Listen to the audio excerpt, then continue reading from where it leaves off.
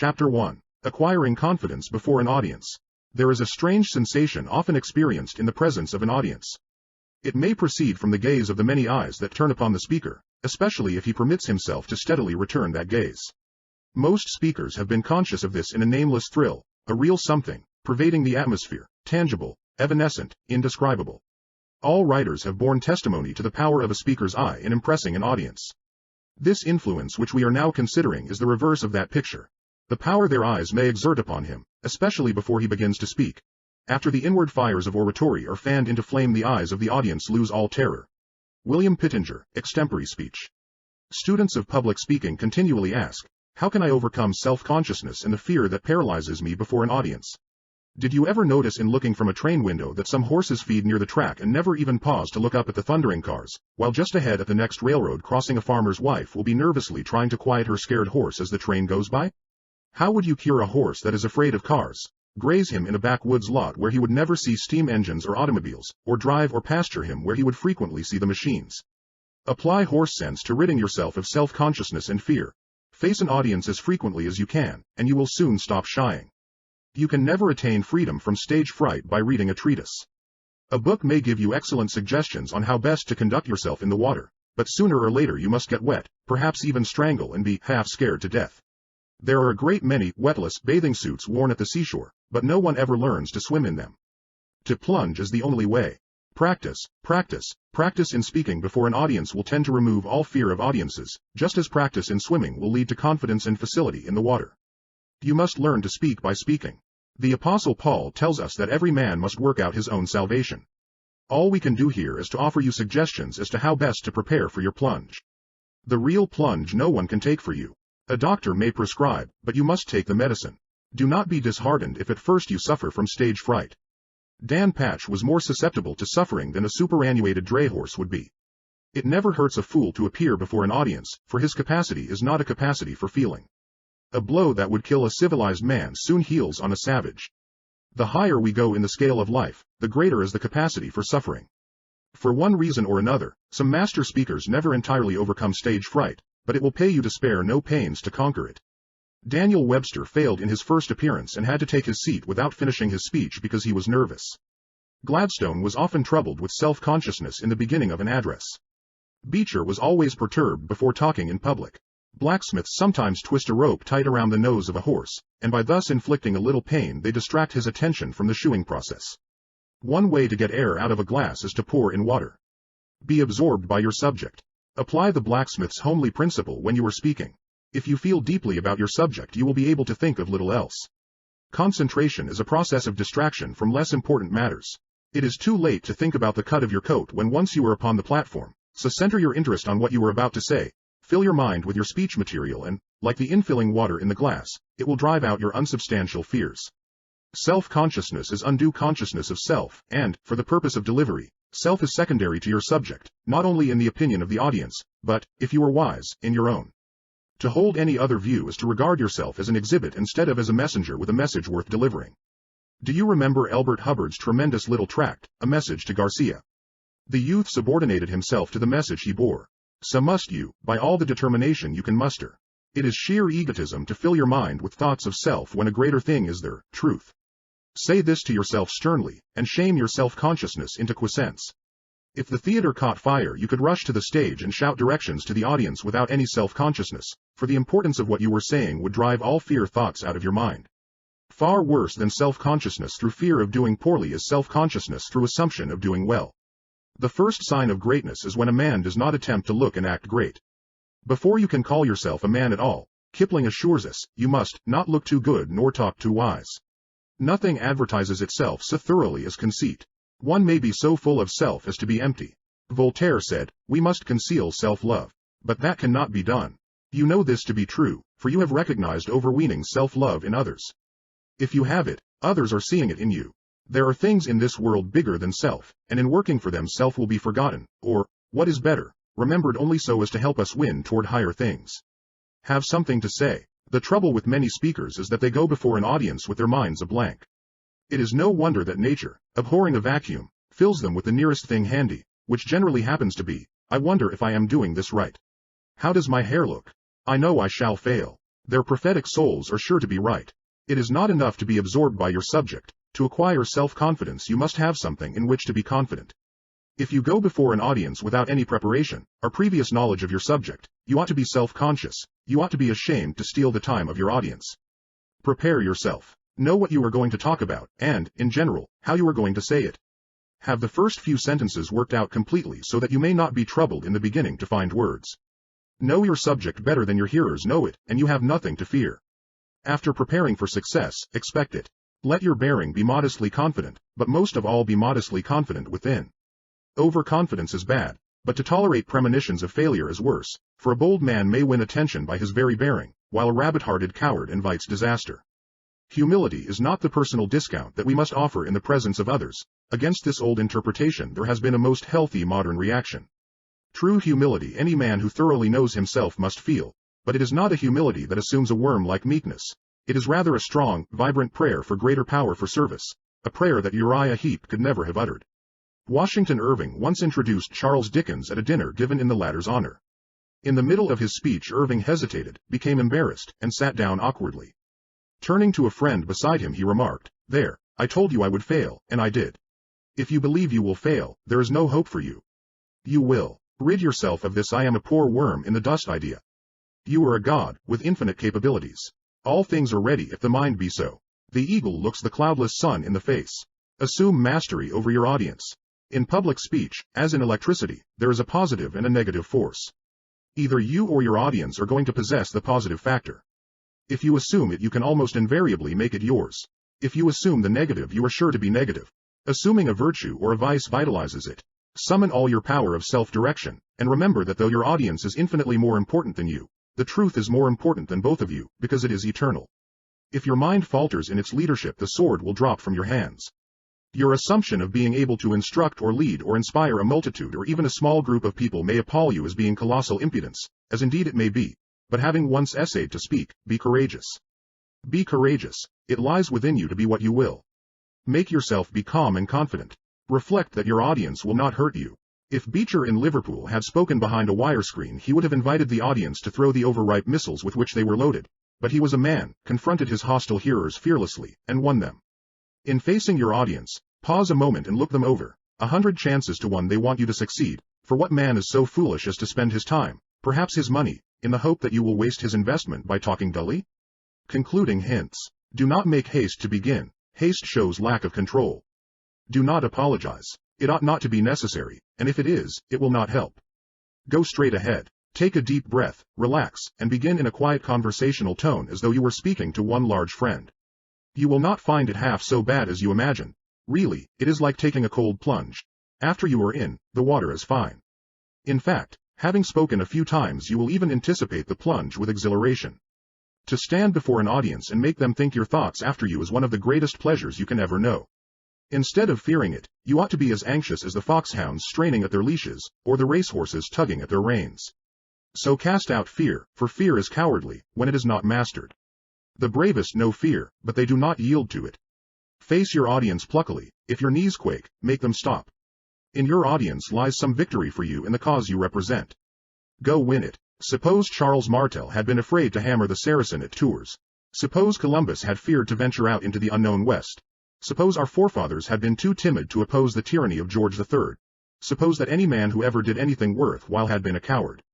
The world owes its progress to the men who have dared, and you must dare to speak the effective word that is in your heart to speak, for often it requires courage to utter a single sentence. But remember that men erect no monuments and weave no laurels for those who fear to do what they can. Is all this unsympathetic, do you say? Man, what you need is not sympathy, but a push. No one doubts that temperament and nerves and illness and even praiseworthy modesty may, singly or combined, cause the speaker's cheek to blanch before an audience, but neither can anyone doubt that coddling will magnify this weakness. The victory lies in a fearless frame of mind. Professor Walter Dill Scott says, success or failure in business is caused more by mental attitude even than by mental capacity. Banish the fear attitude, acquire the confident attitude, and remember that the only way to acquire it is to acquire it. In this foundation chapter we have tried to strike the tone of much that is to follow. Many of these ideas will be amplified and enforced in a more specific way, but through all these chapters on an art which Mr. Gladstone believed to be more powerful than the public press, The note of justifiable self-confidence must sound again and again. Questions and exercises. 1. What is the cause of self-consciousness? 2. Why are animals free from it? 3. What is your observation regarding self-consciousness in children? 4. Why are you free from it under the stress of unusual excitement? 5. How does moderate excitement affect you? 6. What are the 2 fundamental requisites for the acquiring of self-confidence? Which is the more important? 7. What effect does confidence on the part of the speaker have on the audience? 8. Write out a 2-minute speech on confidence and cowardice. 9. What effect do habits of thought have on confidence? In this connection, read the chapter on right thinking and personality. 10. Write out very briefly any experience you may have had involving the teachings of this chapter. 11. Give a 3-minute talk on stage fright, including a kindly imitation of 2 or more victims. Chapter 2. The Sin of Monotony. One day ennui was born from uniformity, mot. Our English has changed with the years so that many words now connote more than they did originally. This is true of the word monotonous. From having but one tone, it has come to mean more broadly, lack of variation. The monotonous speaker not only drones along in the same volume and pitch of tone but uses always the same emphasis, the same speed, the same thoughts, or dispenses with thought altogether. Monotony, the cardinal and most common sin of the public speaker, is not a transgression. It is rather a sin of omission, for it consists in living up to the confession of the prayer book.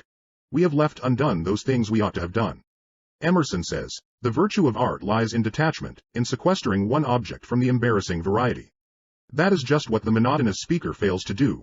He does not detach one thought or phrase from another, they are all expressed in the same manner. To tell you that your speech is monotonous may mean very little to you, so let us look at the nature, and the curse, of monotony in other spheres of life, then we shall appreciate more fully how it will blight an otherwise good speech. If the Victrola in the adjoining apartment grinds out just 3 selections over and over again, it is pretty safe to assume that your neighbor has no other records. If a speaker uses only a few of his powers, it points very plainly to the fact that the rest of his powers are not developed. Monotony reveals our limitations. In its effect on its victim, monotony is actually deadly. It will drive the bloom from the cheek and the luster from the eye as quickly as sin, and often leads to viciousness. The worst punishment that human ingenuity has ever been able to invent is extreme monotony, solitary confinement. Lay a marble on the table and do nothing 18 hours of the day but change that marble from one point to another and back again, and you will go insane if you continue long enough. So this thing that shortens life, and is used as the most cruel of punishments in our prisons, is the thing that will destroy all the life and force of a speech. Avoid it as you would shun a deadly dull bore. The idle rich can have half a dozen homes, command all the varieties of foods gathered from the 4 corners of the earth, and sail for Africa or Alaska at their pleasure. But the poverty-stricken man must walk or take a streetcar. He does not have the choice of yacht, auto, or special train. He must spend the most of his life in labor and be content with the staples of the food market. Monotony is poverty, whether in speech or in life. Strive to increase the variety of your speech as the businessman labors to augment his wealth. Birdsongs, forest glens, and mountains are not monotonous. It is the long rows of brownstone fronts and the miles of paved streets that are so terribly same. Nature in her wealth gives us endless variety. Man with his limitations is often monotonous. Get back to nature in your methods of speech-making. The power of variety lies in its pleasure-giving quality. The great truths of the world have often been couched in fascinating stories, Les Miserables, for instance. If you wish to teach or influence men, you must please them, first or last. Strike the same note on the piano over and over again. This will give you some idea of the displeasing, jarring effect monotony has on the ear. The dictionary defines monotonous as being synonymous with wearisome. That is putting it mildly. It is maddening. The department store prince does not disgust the public by playing only the one tune, Come Buy My Wares. He gives recitals on a $125,000 organ, and the pleased people naturally slip into a buying mood. How to conquer monotony. We obviate monotony in dress by replenishing our wardrobes. We avoid monotony in speech by multiplying our powers of speech. We multiply our powers of speech by increasing our tools. The carpenter has special implements with which to construct the several parts of a building. The organist has certain keys and stops which he manipulates to produce his harmonies and effects. In like manner, the speaker has certain instruments and tools at his command by which he builds his argument, plays on the feelings, and guides the beliefs of his audience. To give you a conception of these instruments, and practical help in learning to use them, are the purposes of the immediately following chapters. Why did not the children of Israel whirl through the desert in limousines, and why did not Noah have moving picture entertainments and talking machines on the ark? The laws that enable us to operate an automobile, produce moving pictures, or music on the Victrola, would have worked just as well then as they do today. It was ignorance of law that for ages deprived humanity of our modern conveniences. Many speakers still use oxcart methods in their speech instead of employing automobile or overland express methods. They are ignorant of laws that make for efficiency in speaking. Just to the extent that you regard and use the laws that we are about to examine and learn how to use will you have efficiency and force in your speaking. And just to the extent that you disregard them will your speaking be feeble and ineffective. We cannot impress too thoroughly upon you the necessity for a real working mastery of these principles. They are the very foundations of successful speaking. Get your principles right, said Napoleon, and the rest is a matter of detail.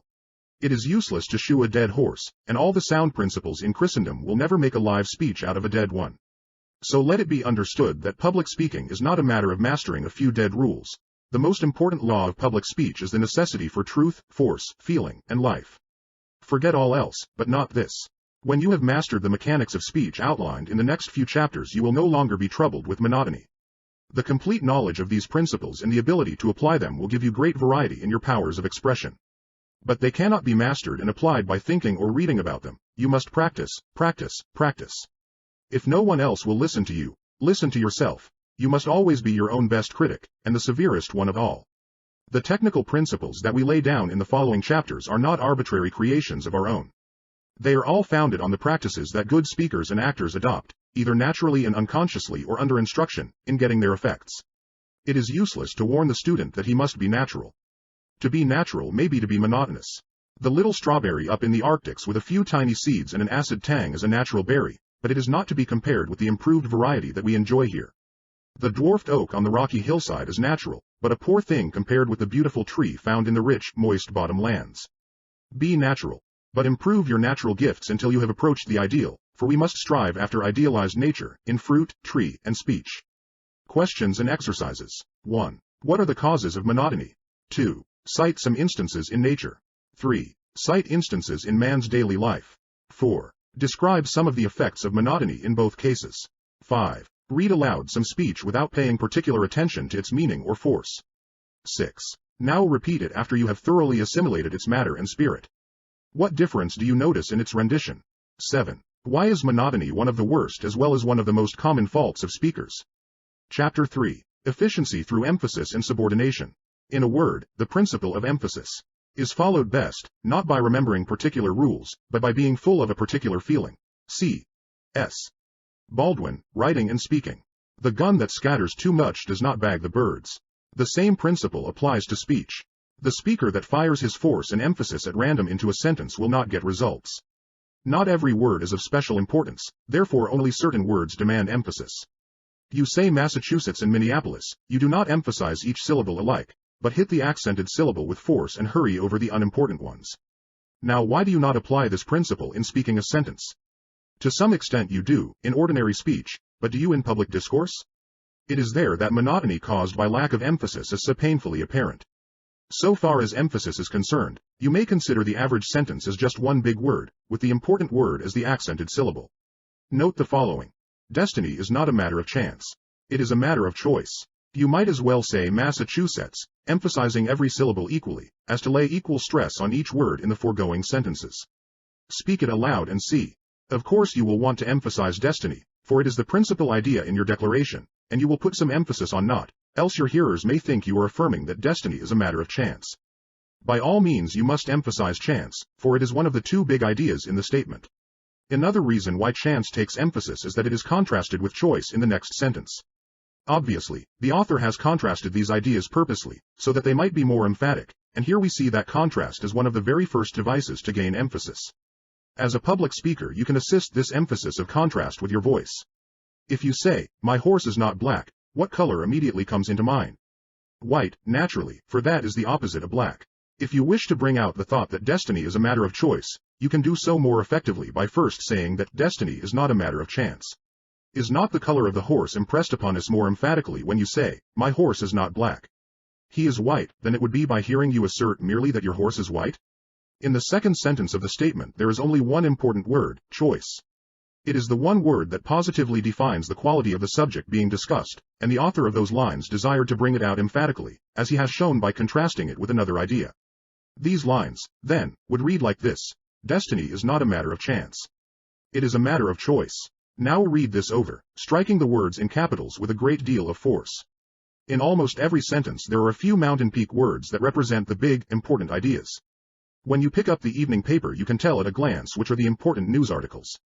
Thanks to the editor, he does not tell about a hold-up in Hong Kong in the same size type as he uses to report the death of 5 firemen in your home city. Size of type is his device to show emphasis in bold relief. He brings out sometimes even in red headlines the striking news of the day.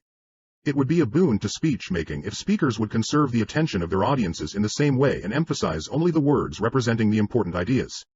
The average speaker will deliver the foregoing line on destiny with about the same amount of emphasis on each word. Instead of saying, "It is a matter of choice," he will deliver it, "It is a matter of choice," or, "It is a matter of choice," both equally bad. Charles Dana, the famous editor of the New York Sun, told one of his reporters that if he went up the street and saw a dog bite a man, to pay no attention to it. The Sun could not afford to waste the time and attention of its readers on such unimportant happenings. "But," said Mr. Dana, "if you see a man bite a dog, hurry back to the office and write the story. Of course that is news. That is unusual." Now the speaker who says, "It is a matter of choice," is putting too much emphasis upon things that are of no more importance to metropolitan readers than a dog bite, and when he fails to emphasize choice, he is like the reporter who passes up the man's biting a dog. The ideal speaker makes his big words stand out like mountain peaks, his unimportant words are submerged like stream beds. His big thoughts stand like huge oaks, his ideas of no especial value are merely like the grass around the tree. From all this we may deduce this important principle: emphasis is a matter of contrast and comparison. Recently the New York American featured an editorial by Arthur Brisbane. Note the following, printed in the same type as given here. "We do not know what the president thought when he got that message, or what the elephant thinks when he sees the mouse, but we do know what the president did." The words thought and did immediately catch the reader's attention because they are different from the others, not especially because they are larger. If all the rest of the words in this sentence were made 10 times as large as they are, and did and thought were kept at their present size, they would still be emphatic, because different. Take the following from Robert Chambers' novel, The Business of Life. The words you, had, would, are all emphatic, because they have been made different. He looked at her in angry astonishment. "Well, what do you call it if it isn't cowardice, to slink off and marry a defenseless girl like that? Did you expect me to give you a chance to destroy me and poison Jacqueline's mind? If I had been guilty of the thing with which you charge me, what I have done would have been cowardly. Otherwise, it is justified. A Fifth Avenue bus would attract attention up at Minisink Ford, New York, while one of the ox teams that frequently pass there would attract attention on Fifth Avenue. To make a word emphatic, deliver it differently from the manner in which the words surrounding it are delivered. If you have been talking loudly, utter the emphatic word in a concentrated whisper, and you have intense emphasis. If you have been going fast, go very slow on the emphatic word. If you have been talking on a low pitch, jump to a high one on the emphatic word. If you have been talking on a high pitch, take a low one on your emphatic ideas. Read the chapters on inflection, feeling, pause, change of pitch, change of tempo. Each of these will explain in detail how to get emphasis through the use of a certain principle. In this chapter, however, we are considering only one form of emphasis, that of applying force to the important word and subordinating the unimportant words. Do not forget, this is one of the main methods that you must continually employ in getting your effects. Let us not confound loudness with emphasis. To yell is not a sign of earnestness, intelligence, or feeling. The kind of force that we want applied to the emphatic word is not entirely physical. True, the emphatic word may be spoken more loudly, or it may be spoken more softly, but the real quality desired is intensity, earnestness. It must come from within, outward. Last night a speaker said, "The curse of this country is not a lack of education. It's politics." He emphasized curse, lack, education, politics. The other words were hurried over and thus given no comparative importance at all. The word politics was flamed out with great feeling as he slapped his hands together indignantly. His emphasis was both correct and powerful. He concentrated all our attention on the words that meant something, instead of holding it up on such words as of this, of, its.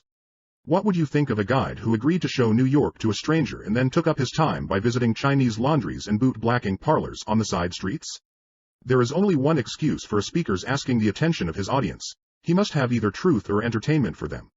If he wearies their attention with trifles, they will have neither vivacity nor desire left when he reaches words of Wall Street and skyscraper importance. You do not dwell on these small words in your everyday conversation, because you are not a conversational bore. Apply the correct method of everyday speech to the platform.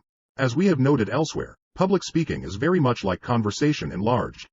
Sometimes, for big emphasis, it is advisable to lay stress on every single syllable in a word, as absolutely in the following sentence: "I absolutely refuse to grant your demand." Now and then this principle should be applied to an emphatic sentence by stressing each word. It is a good device for exciting special attention, and it furnishes a pleasing variety. Patrick Henry's notable climax could be delivered in that manner very effectively: "Give me liberty," or "Give me death." The italicized part of the following might also be delivered with this every word emphasis. Of course, there are many ways of delivering it. This is only one of several good interpretations that might be chosen. Knowing the price we must pay, the sacrifice we must make, the burdens we must carry, the assaults we must endure, knowing full well the cost, yet we enlist, and we enlist for the war. For we know the justice of our cause, and we know, too, its certain triumph. From Pass Prosperity Around, by Albert J. Beveridge, before the Chicago National Convention of the Progressive Party. Strongly emphasizing a single word has a tendency to suggest its antithesis. Notice how the meaning changes by merely putting the emphasis on different words in the following sentence. The parenthetical expressions would really not be needed to supplement the emphatic words. I intended to buy a house this spring, even if you did not. I intended to buy a house this spring, but something prevented. I intended to buy a house this spring, instead of renting as heretofore. I intended to buy a house this spring, and not an automobile. I intended to buy a house this spring, instead of next spring.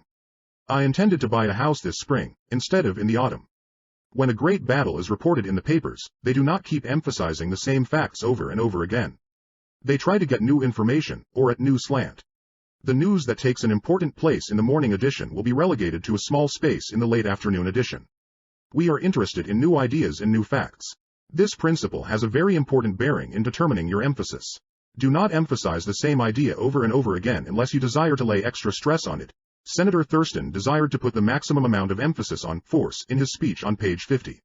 Note how force is emphasized repeatedly. As a general rule, however, the new idea, that new slant, whether in a newspaper report of a battle or a speaker's enunciation of his ideas, is emphatic. In the following selection, larger is emphatic, for it is the new idea. All men have eyes, but this man asks for a larger eye. This man with the larger eye says he will discover, not rivers or safety appliances for aeroplanes, but new stars and suns. New stars and suns are hardly as emphatic as the word larger. Why? Because we expect an astronomer to discover heavenly bodies rather than cooking recipes. The words, republic needs, in the next sentence, are emphatic. They introduce a new and important idea. Republics have always needed men, but the author says they need new men. New is emphatic because it introduces a new idea. In like manner, soil, grain, tools, are also emphatic. The most emphatic words are italicized in this selection. Are there any others you would emphasize? Why? The old astronomer said, "Give me a larger eye, and I will discover new stars and suns." That is what the Republic needs today, new men.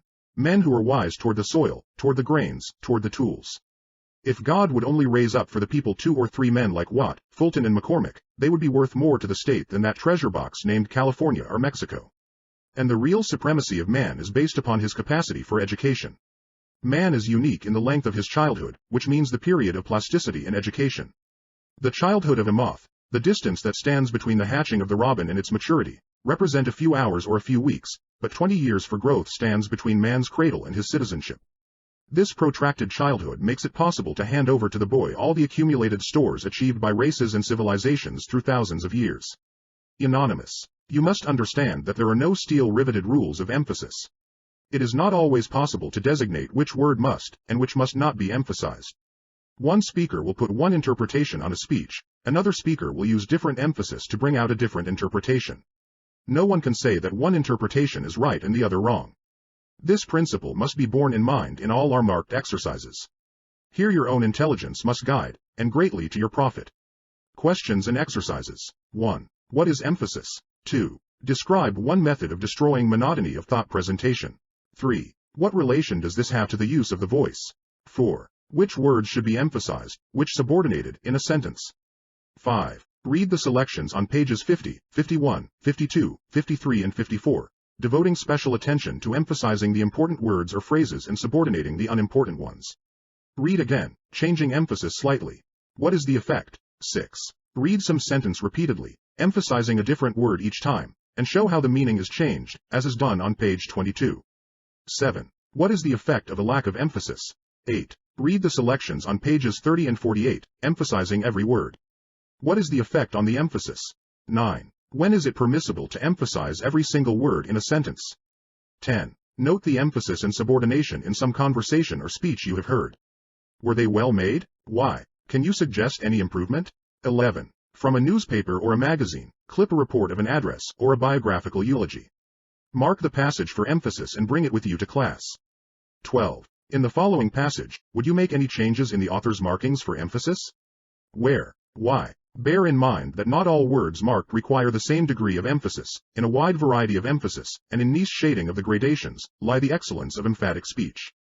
I would call him Napoleon, but Napoleon made his way to empire over broken oaths and through a sea of blood. This man never broke his word. No retaliation was his great motto and the rule of his life, and the last words uttered to his son in France were these: "My boy, you will one day go back to Santo Domingo. Forget that France murdered your father." I would call him Cromwell, but Cromwell was only a soldier, and the state he founded went down with him into his grave. I would call him Washington, but the great Virginian held slaves. This man risked his empire rather than permit the slave trade in the humblest village of his dominions. You think me a fanatic tonight, for you read history, not with your eyes, but with your prejudices. But 50 years hence, when truth gets a hearing, the muse of history will put Phocion for the Greek, and Brutus for the Roman, Hampden for England, Lafayette for France, choose Washington as the bright, consummate flower of our earlier civilization, and John Brown the ripe fruit of our noonday. Then, dipping her pen in the sunlight, will write in the clear blue, above them all, the name of the soldier, the statesman, the martyr, Toussaint Louverture. Wendell Phillips, Toussaint Louverture. Practice on the following selections for emphasis. Beecher's Abraham Lincoln, page 76. Lincoln's Gettysburg Speech, page 50. Seward's Irrepressible Conflict, page 67. And Bryan's Prince of Peace, page 448. Chapter 4. Efficiency through change of pitch. Speech is simply a modified form of singing. The principal difference being in the fact that in singing the vowel sounds are prolonged and the intervals are short, whereas in speech the words are uttered in what may be called staccato tones, the vowels not being specially prolonged and the intervals between the words being more distinct. The fact that in singing we have a larger range of tones does not properly distinguish it from ordinary speech. In speech we have likewise a variation of tones, and even in ordinary conversation there is a difference of from 3 to 6 semitones, as I have found in my investigations, and in some persons the range is as high as 1 octave. William Shepigrell, Popular Science Monthly. By pitch, as everyone knows, we mean the relative position of a vocal tone, as high, medium, low, or any variation between. In public speech we apply it not only to a single utterance, as an exclamation or a monosyllable, oh, or the, but to any group of syllables, words, and even sentences that may be spoken in a single tone. This distinction it is important to keep in mind, for the efficient speaker not only changes the pitch of successive syllables, see Chapter V, Efficiency through Inflection, but gives a different pitch to different parts, or word groups, of successive sentences. It is this phase of the subject which we are considering in this chapter. Every change in the thought demands a change in the voice pitch. Whether the speaker follows the rule consciously, unconsciously, or subconsciously, this is the logical basis upon which all good voice variation is made, yet this law is violated more often than any other by public speakers. A criminal may disregard a law of the state without detection and punishment, but the speaker who violates this regulation suffers its penalty at once in his loss of effectiveness, while his innocent hearers must endure the monotony, for monotony is not only a sin of the perpetrator, as we have shown, but a plague on the victims as well. Change of pitch is a stumbling block for almost all beginners, and for many experienced speakers also. This is especially true when the words of the speech have been memorized. If you wish to hear how pitch monotony sounds, strike the same note on the piano over and over again. You have in your speaking voice a range of pitch from high to low, with a great many shades between the extremes. With all these notes available there is no excuse for offending the ears and taste of your audience by continually using the one note. True, the reiteration of the same tone in music, as in pedal point on an organ composition, may be made the foundation of beauty, for the harmony weaving about that one basic tone produces a consistent, insistent quality not felt in pure variety of chord sequences. In like manner the intoning voice in a ritual may, though it rarely does, possess a solemn beauty. But the public speaker should shun the monotone as he would a pestilence. Continual change of pitch is nature's highest method. In our search for the principles of efficiency we must continually go back to nature. Listen, really listen, to the birds sing. Which of these feathered tribes are most pleasing in their vocal efforts? Those whose voices, though sweet, have little or no range, or those that, like the canary, the lark, and the nightingale, not only possess a considerable range but utter their notes in continual variety of combinations?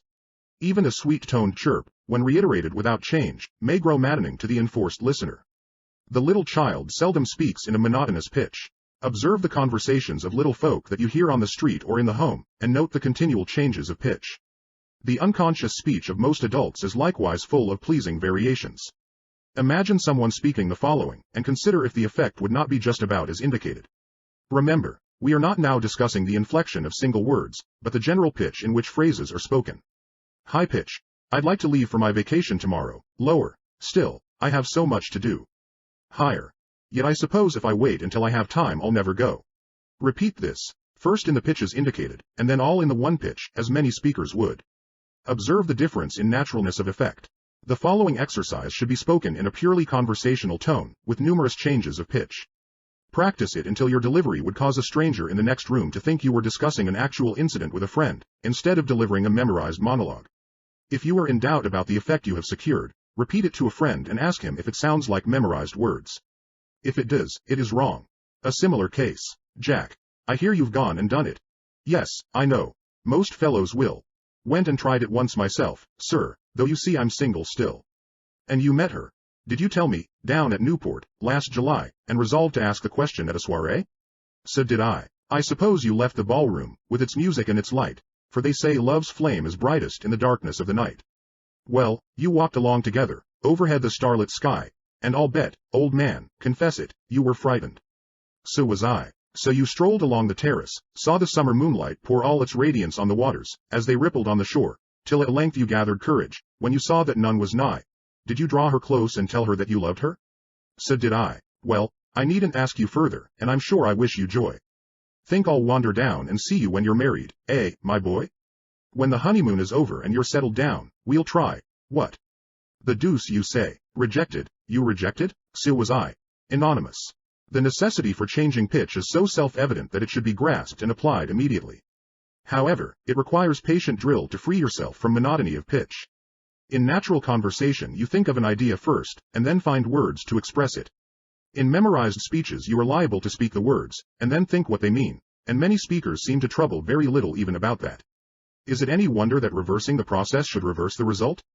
Get back to nature in your methods of expression. Read the following selection in a nonchalant manner, never pausing to think what the words really mean. Try it again, carefully studying the thought you have assimilated. Believe the idea, desire to express it effectively, and imagine an audience before you. Look them earnestly in the face and repeat this truth. If you follow directions, you will note that you have made many changes of pitch after several readings. It is not work that kills men, it is worry. Work is healthy. You can hardly put more upon a man than he can bear. Worry is rust upon the blade. It is not the revolution that destroys the machinery but the friction. Henry Ward Beecher. Change of pitch produces emphasis. This is a highly important statement.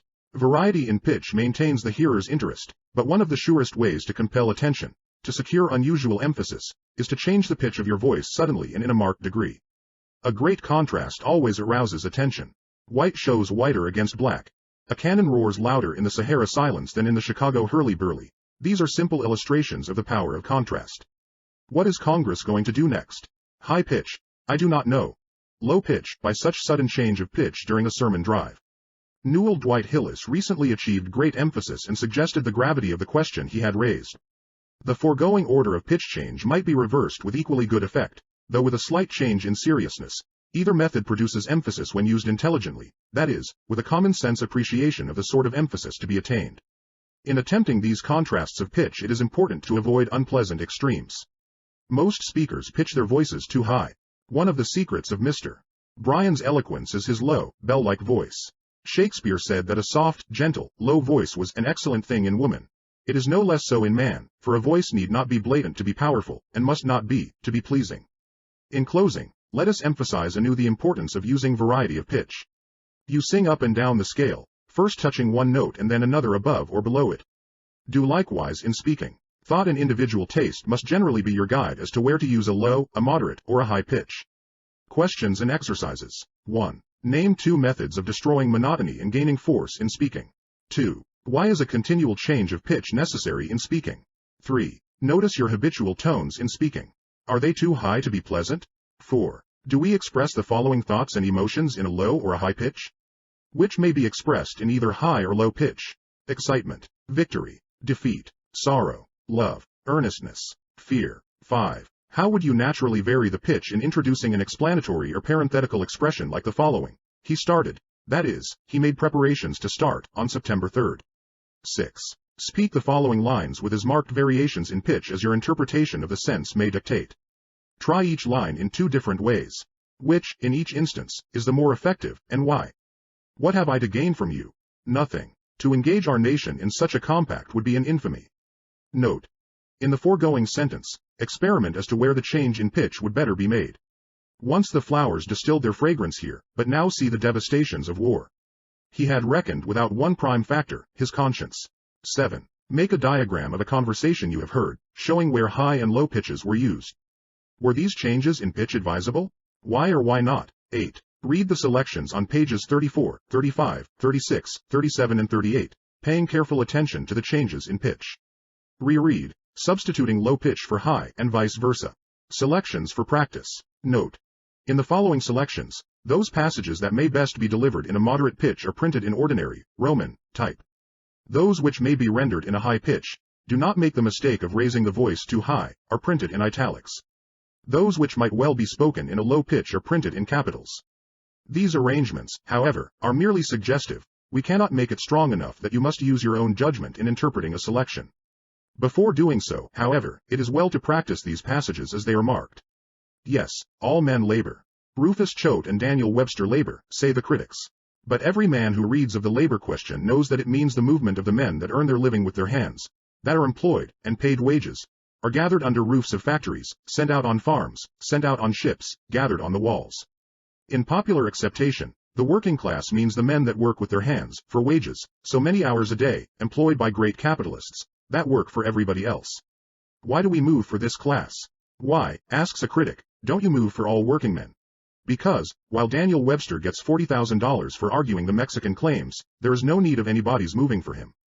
Because, while Rufus Choate gets $5,000 for making one argument to a jury, there is no need of moving for him, or for the men that work with their brains, that do highly disciplined and skilled labor, invent, and write books. The reason why the labor movement confines itself to a single class is because that class of work does not get paid, does not get protection. Mental labor is adequately paid, and more than adequately protected. It can shift its channels, it can vary according to the supply and demand. If a man fails as a minister, why, he becomes a railway conductor. If that doesn't suit him, he goes west, and becomes governor of a territory. And if he finds himself incapable of either of these positions, he comes home, and gets to be a city editor. He varies his occupation as he pleases, and doesn't need protection. But the great mass, chained to a trade, doomed to be ground up in the mill of supply and demand, that work so many hours a day, and must run in the great ruts of business, they are the men whose inadequate protection, whose unfair share of the general product, claims a movement in their behalf. Wendell Phillips. Knowing the price we must pay, the sacrifice we must make, the burdens we must carry, the assaults we must endure, knowing full well the cost, yet we enlist, and we enlist for the war. For we know the justice of our cause, and we know, too, its certain triumph. Not reluctantly then, but eagerly, not with faint hearts but strong, do we now advance upon the enemies of the people. For the call that comes to us is the call that came to our fathers. As they responded, so shall we. He hath sounded forth a trumpet that shall never call retreat. He is sifting out the hearts of men before his judgment seat. Oh, be swift our souls to answer him, be jubilant our feet, our God is marching on. Albert J. Beveridge. Remember that 2 sentences, or 2 parts of the same sentence, which contain changes of thought, cannot possibly be given effectively in the same key. Let us repeat, every big change of thought requires a big change of pitch. What the beginning student will think are big changes of pitch will be monotonously alike. Learn to speak some thoughts in a very high tone, others in a very, very low tone. Develop range. It is almost impossible to use too much of it. Happy am I that this mission has brought my feet at last to press New England's historic soil and my eyes to the knowledge of her beauty and her thrift. Here within touch of Plymouth Rock and Bunker Hill, where Webster thundered and Longfellow sang, Emerson thought and Channing preached, here in the cradle of American letters and almost of American liberty, I hasten to make the obeisance that every American owes New England when first he stands uncovered in her mighty presence. Strange apparition, this stern and unique figure, carved from the ocean in the wilderness, its majesty kindling and growing amid the storms of winter and of wars, until at last the gloom was broken, its beauty disclosed in the sunshine, and the heroic workers rested at its base, while startled kings and emperors gazed and marveled that from the rude touch of this handful cast on a bleak and unknown shore should have come the embodied genius of human government and the perfected model of human liberty. God bless the memory of those immortal workers, and prosper the fortunes of their living sons, and perpetuate the inspiration of their handiwork. Far to the south, Mr. President, separated from this section by a line, once defined in irrepressible difference, once traced in fratricidal blood, and now, thank God, but a vanishing shadow, lies the fairest and richest domain of this earth. It is the home of a brave and hospitable people. There is centered all that can please or prosper humankind. A perfect climate above a fertile soil yields to the husbandman every product of the temperate zone. There, by night the cotton whitens beneath the stars, and by day the wheat locks the sunshine in its bearded sheaf. In the same field the clover steals the fragrance of the wind, and tobacco catches the quick aroma of the rains. There are mountains stored with exhaustless treasures, forests, vast and primeval, and rivers that, tumbling or loitering, run wanton to the sea. Of the three essential items of all industries, cotton, iron and wood, that region has easy control. In cotton, a fixed monopoly; in iron, proven supremacy; in timber, the reserve supply of the republic. From this assured and permanent advantage, against which artificial conditions cannot much longer prevail, has grown an amazing system of industries. Not maintained by human contrivance of tariff or capital, afar off from the fullest and cheapest source of supply, but resting in divine assurance, within touch of field and mine and forest, not set amid costly farms from which competition has driven the farmer in despair, but amid cheap and sunny lands, rich with agriculture, to which neither season nor soil has set a limit. This system of industries is mounting to a splendor that shall dazzle and illumine the world. That, sir, is the picture and the promise of my home, a land better and fairer than I have told you, and yet but fit setting in its material excellence for the loyal and gentle quality of its citizenship. This hour little needs the loyalty that is loyal to one section and yet holds the other in enduring suspicion and estrangement. Give us the broad and perfect loyalty that loves and trusts Georgia alike with Massachusetts, that knows no south, no north, no east, no west, but endears with equal and patriotic love every foot of our soil, every state of our union. A mighty duty, sir, and a mighty inspiration impels every one of us tonight to lose in patriotic consecration whatever estranges, whatever divides. We, sir, are Americans, and we stand for human liberty. The uplifting force of the American idea is under every throne on earth. France, Brazil, these are our victories. To redeem the earth from kingcraft and oppression, this is our mission. And we shall not fail. God has sown in our soil the seed of his millennial harvest, and he will not lay the sickle to the ripening crop until his full and perfect day has come. Our history, sir, has been a constant and expanding miracle, from Plymouth Rock and Jamestown, all the way, even from the hour when from the voiceless and traceless ocean a new world rose to the sight of the inspired sailor. As we approach the 4th centennial of that stupendous day, when the old world will come to marvel and to learn amid our gathered treasures, let us resolve to crown the miracles of our past with the spectacle of a republic, compact, united, indissoluble in the bonds of love, loving from the lakes to the gulf. The wounds of war healed in every heart as on every hill, serene and resplendent at the summit of human achievement and earthly glory, blazing out the path and making clear the way up which all the nations of the earth must come in God's appointed time. Henry W. Grady, The Race Problem. I would call him Napoleon, but Napoleon made his way to empire over broken oaths and through a sea of blood. This man never broke his word. No retaliation was his great motto and the rule of his life, and the last words uttered to his son in France were these: "My boy, you will one day go back to Santo Domingo. Forget that France murdered your father." I would call him Cromwell, but Cromwell was only a soldier, and the state he founded went down with him into his grave. I would call him Washington, but the great Virginian held slaves. This man risked his empire rather than permit the slave trade in the humblest village of his dominions. You think me a fanatic tonight, for you read history, not with your eyes, but with your prejudices. But 50 years hence, when truth gets a hearing, the muse of history will put Phocion for the Greek, and Brutus for the Roman, Hampden for England, Lafayette for France, choose Washington as the bright, consummate flower of our earlier civilization, and John Brown the ripe fruit of our noonday. Then, dipping her pen in the sunlight, will write in the clear blue, above them all, the name of the soldier, the statesman, the martyr, Toussaint Louverture. Wendell Phillips, Toussaint Louverture. Drill on the following selections for change of pitch: Beecher's Abraham Lincoln, p. 76. Seward's Irrepressible Conflict, p. 67. Everett's History of Liberty, p. 78. Grady's The Race Problem, p. 36. And Beveridge's Pass Prosperity Around, p. 470. Chapter 5. Efficiency Through Change of Pace. Hear how he clears the points o' faith, why, rattlin' and thumpin'. Now meekly calm, now wild in wrath, he's stampin' and he's jumpin'. Robert Burns, Holy Fair.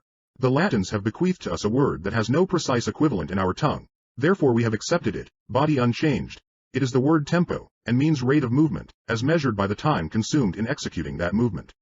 Thus far its use has been largely limited to the vocal and musical arts, but it would not be surprising to hear tempo applied to more concrete matters, for it perfectly illustrates the real meaning of the word to say that an ox cart moves in slow tempo, an express train in a fast tempo. Our guns that fire 600 times a minute shoot at a fast tempo. The old muzzleloader that required 3 minutes to load shot at a slow tempo. Every musician understands this principle. It requires longer to sing a half note than it does an eighth note. Now tempo is a tremendously important element in good platform work, for when a speaker delivers a whole address at very nearly the same rate of speed, he is depriving himself of one of his chief means of emphasis and power. The baseball pitcher, the bowler in cricket, the tennis server, all know the value of change of pace, change of tempo, in delivering their ball, and so must the public speaker observe its power. Change of tempo lends naturalness to the delivery.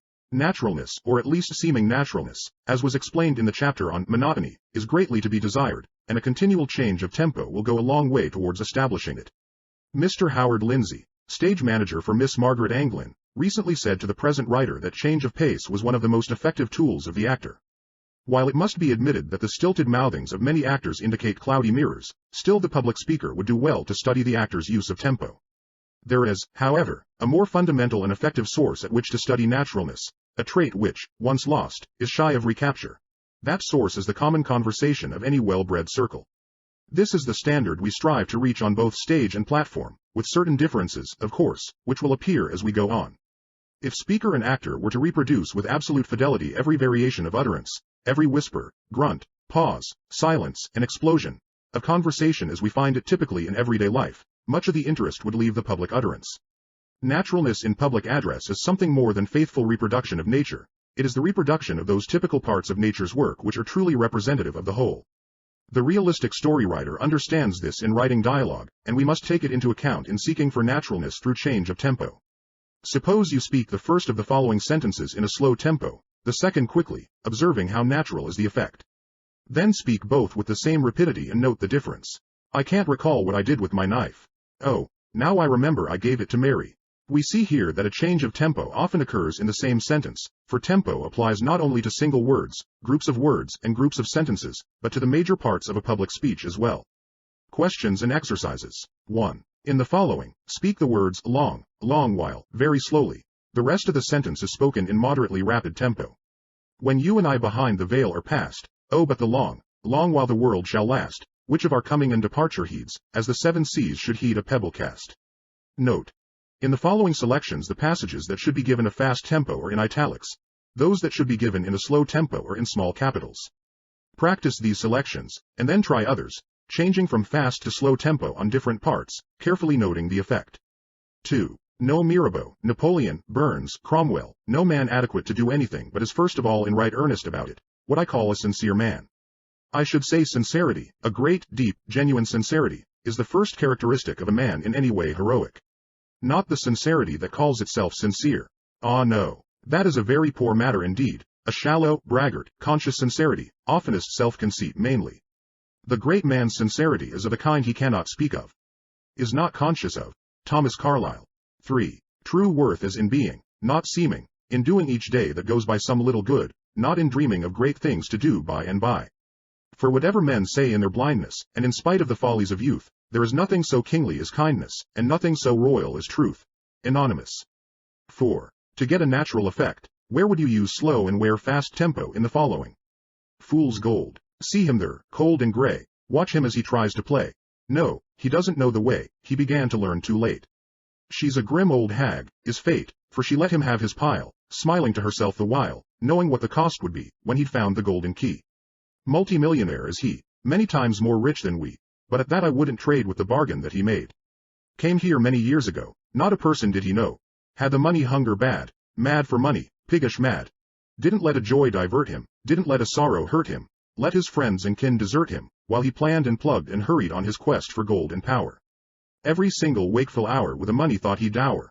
All the while as he grew older and grew bolder, he grew colder. And he thought that someday he would take the time to play, but, say, he was wrong. Life's a song. In the spring youth can sing and can fling, but joys wing when we're older, like birds when it's colder. The roses were red as he went rushing by, and glorious tapestries hung in the sky, and the clover was waving, 'neath honeybees slaving, A bird over there roundelayed a soft air. But the man couldn't spare time for gathering flowers, or resting in bowers, or gazing at skies that gladdened the eyes. So he kept on and swept on through mean, sordid years. Now he's up to his ears in the choicest of stocks. He owns endless blocks of houses and shops, and the stream never stops pouring into his banks. I suppose that he ranks pretty near to the top. What I have wouldn't sop his ambition one tittle, and yet with my little I don't care to trade with the bargain he made. Just watch him today. See him trying to play. He's come back for blue skies. But they're in a new guise.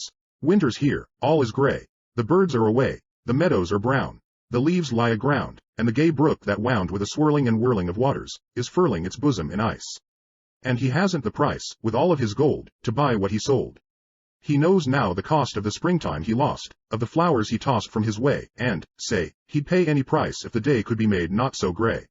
He can't play. Herbert Kaufman. Used by permission of Everybody's Magazine. Change of tempo prevents monotony. The canary in the cage before the window is adding to the beauty and charm of his singing by a continual change of tempo. If King Solomon had been an orator, he undoubtedly would have gathered wisdom from the song of the wild birds as well as from the bees. Imagine a song written with but quarter notes. Imagine an auto with only one speed. Exercises. 1. Note the change of tempo indicated in the following, and how it gives a pleasing variety. Read it aloud. Fast tempo is indicated by italics, slow by small capitals. And he thought that someday he would take the time to play, but, say, he was wrong. Life's a song. In the spring youth can sing and can fling, but joys wing when we're older, like the birds when it's colder. The roses were red as he went rushing by, and glorious tapestries hung in the sky. 2. Turn to Fool's Gold, on page 42, and deliver it in an unvaried tempo. Note how monotonous is the result. This poem requires a great many changes of tempo, and is an excellent one for practice. 3. Use the changes of tempo indicated in the following, noting how they prevent monotony. Where no change of tempo is indicated, use a moderate speed. Too much of variety would really be a return to monotony. The mob. A mob kills the wrong man, was flashed in a newspaper headline lately. The mob is an irresponsible, unthinking mass. It always destroys but never constructs. It criticizes but never creates. Utter a great truth and the mob will hate you. See how it condemned Dante to exile. Encounter the dangers of the unknown world for its benefit, and the mob will declare you crazy. It ridiculed Columbus, and for discovering a new world gave him prison and chains. Write a poem to thrill human hearts with pleasure, and the mob will allow you to go hungry. The blind Homer begged bread through the streets. Invent a machine to save labor and the mob will declare you its enemy. Less than 100 years ago a furious rabble smashed Thimonier's invention, the sewing machine. Build a steamship to carry merchandise and accelerate travel and the mob will call you a fool. A mob lined the shores of the Hudson River to laugh at the maiden attempt of Fulton's Folly, as they called his little steamboat. Emerson says, a mob is a society of bodies voluntarily bereaving themselves of reason and traversing its work. The mob is man voluntarily descended to the nature of the beast. Its fit hour of activity is night. Its actions are insane, like its whole constitution. It persecutes a principle, it would whip a right. It would tar and feather justice by inflicting fire and outrage upon the house and persons of those who have these. The mob spirit stalks abroad in our land today. Every week gives a fresh victim to its malignant cry for blood. There were 48 persons killed by mobs in the United States in 1913, 64 in 1912, and 71 in 1911. Among the 48 last year were a woman and a child. 2 victims were proven innocent after their death. In 399 B.C., a demagogue appealed to the popular mob to have Socrates put to death and he was sentenced to the hemlock cup. 1400 years afterward an enthusiast appealed to the popular mob and all Europe plunged into the Holy Land to kill and mangle the heathen. In the 17th century a demagogue appealed to the ignorance of men and 20 people were executed at Salem, Mass. Within 6 months for witchcraft. 2,000 years ago the mob yelled, "Release unto us Barabbas," and Barabbas was a murderer. From an editorial by D.C. in Leslie's Weekly, by permission. Present-day business is as unlike old-time business as the old-time ox cart is unlike the present-day locomotive. Invention has made the whole world over again. The railroad, telegraph, telephone have bound the people of modern nations into families. To do the business of these closely knit millions in every modern country great business concerns came into being. What we call big business is the child of the economic progress of mankind. So warfare to destroy big business is foolish because it cannot succeed and wicked because it ought not to succeed. Warfare to destroy big business does not hurt big business, which always comes out on top, so much as it hurts all other business which, in such a warfare, never come out on top. A. J. Beveridge. Change of tempo produces emphasis. Any big change of tempo is emphatic and will catch the attention. You may scarcely be conscious that a passenger train is moving when it is flying over the rails at 90 miles an hour, but if it slows down very suddenly to a 10-mile gait, your attention will be drawn to it very decidedly. You may forget that you are listening to music as you dine, but let the orchestra either increase or diminish its tempo in a very marked degree and your attention will be arrested at once. This same principle will procure emphasis in a speech. If you have a point that you want to bring home to your audience forcefully, make a sudden and great change of tempo, and they will be powerless to keep from paying attention to that point. Recently, the present writer saw a play in which these lines were spoken. I don't want you to forget what I said. I want you to remember it the longest day I don't care if you've got 6 guns. The part up to the dash was delivered in a very slow tempo. The remainder was named out at lightning speed, as the character who was spoken to drew a revolver. The effect was so emphatic that the lines are remembered 6 months afterwards, while most of the play has faded from memory. The student who has powers of observation will see this principle applied by all our best actors in their efforts to get emphasis where emphasis is due. But remember that the emotion in the matter must warrant the intensity in the manner, or the effect will be ridiculous. Too many public speakers are impressive over nothing. Thought rather than rules must govern you while practicing change of pace. It is often a matter of no consequence which part of a sentence is spoken slowly and which is given in fast tempo. The main thing to be desired is the change itself. For example, in the selection, The Mob, on page 46, note the last paragraph. Reverse the instructions given, delivering everything that is marked for slow tempo, quickly, and everything that is marked for quick tempo, slowly. You will note that the force or meaning of the passage has not been destroyed. However, many passages cannot be changed to a slow tempo without destroying their force. Instances. The Patrick Henry speech on page 110, and the following passage from Whittier's Barefoot Boy. Oh, for boyhood's time of June, crowding years in one brief moon, when all things I heard or saw, me, their master, waited for. I was rich in flowers and trees, hummingbirds and honeybees. For my sport the squirrel plied the snouted mole his spade. For my taste the blackberry cone purpled over hedge and stone. Laughed the brook for my delight through the day and through the night, whispering at the garden wall, talked with me from fall to fall. Mine the sand-rimmed pickerel pond. Mine the walnut slopes beyond. Mine, and bending orchard trees, apples of Hesperides. Still, as my horizon grew, larger grew my riches, too. All the world I saw or knew seemed a complex Chinese toy, fashioned for a barefoot boy. J. G. Whittier. Be careful in regulating your tempo not to get your movement too fast. This is a common fault with amateur speakers. Mrs. Siddon's rule was, take time. 100 years ago there was used in medical circles a preparation known as the shotgun remedy. It was a mixture of about 50 different ingredients, and was given to the patient in the hope that at least one of them would prove efficacious. That seems a rather poor scheme for medical practice, but it is good to use shotgun tempo for most speeches, as it gives a variety. Tempo, like diet, is best when mixed. Questions and exercises. 1. Define tempo. 2. What words come from the same root? 3. What is meant by a change of tempo? 4. What effects are gained by it? 5. Name 3 methods of destroying monotony and gaining force in speaking. 6. Note the changes of tempo in a conversation or speech that you hear. Were they well made? Why? Illustrate. 7. Read selections on pages 34, 35, 36, 37, and 38, paying careful attention to change of tempo. 8. As a rule, excitement, joy, or intense anger take a fast tempo, while sorrow and sentiments of great dignity or solemnity tend to a slow tempo. Try to deliver Lincoln's Gettysburg speech, page 50, in a fast tempo, or Patrick Henry's speech, page 110, in a slow tempo, and note how ridiculous the effect will be. Practice the following selections, noting carefully where the tempo may be changed to advantage. Experiment, making numerous changes. Which one do you like best? Dedication of Gettysburg Cemetery. 77 years ago, our fathers brought forth upon this continent a new nation, conceived in liberty and dedicated to the proposition that all men are created equal. Now we are engaged in a great civil war, testing whether that nation, or any nation so conceived and so dedicated, can long endure. We are met on a great battlefield of that war. We are met to dedicate a portion of it as the final resting place of those who have given their lives that that nation might live. It is altogether fitting and proper that we should do this. But, in a larger sense, we cannot dedicate, we cannot consecrate, we cannot hallow, this ground. The brave men, living and dead, who struggled here, have consecrated it, far above our power to add or to detract. The world will very little note nor long remember what we say here, but it can never forget what they did here. It is for us, the living, rather, to be dedicated here to the unfinished work they have thus far so nobly carried on. It is rather for us to be here dedicated to the great task remaining before us, that from these honored dead we take increased devotion to that cause for which they here gave the last full measure of devotion, that we here highly resolve that these dead shall not have died in vain, that the nation shall, under God, have a new birth of freedom, and that government of the people, by the people, for the people, shall not perish from the earth. Abraham Lincoln. A plea for Cuba. This deliberative oration was delivered by Senator Thurston in the United States Senate on March 24, 1898. It is recorded in full in the Congressional Record of that date. Mrs.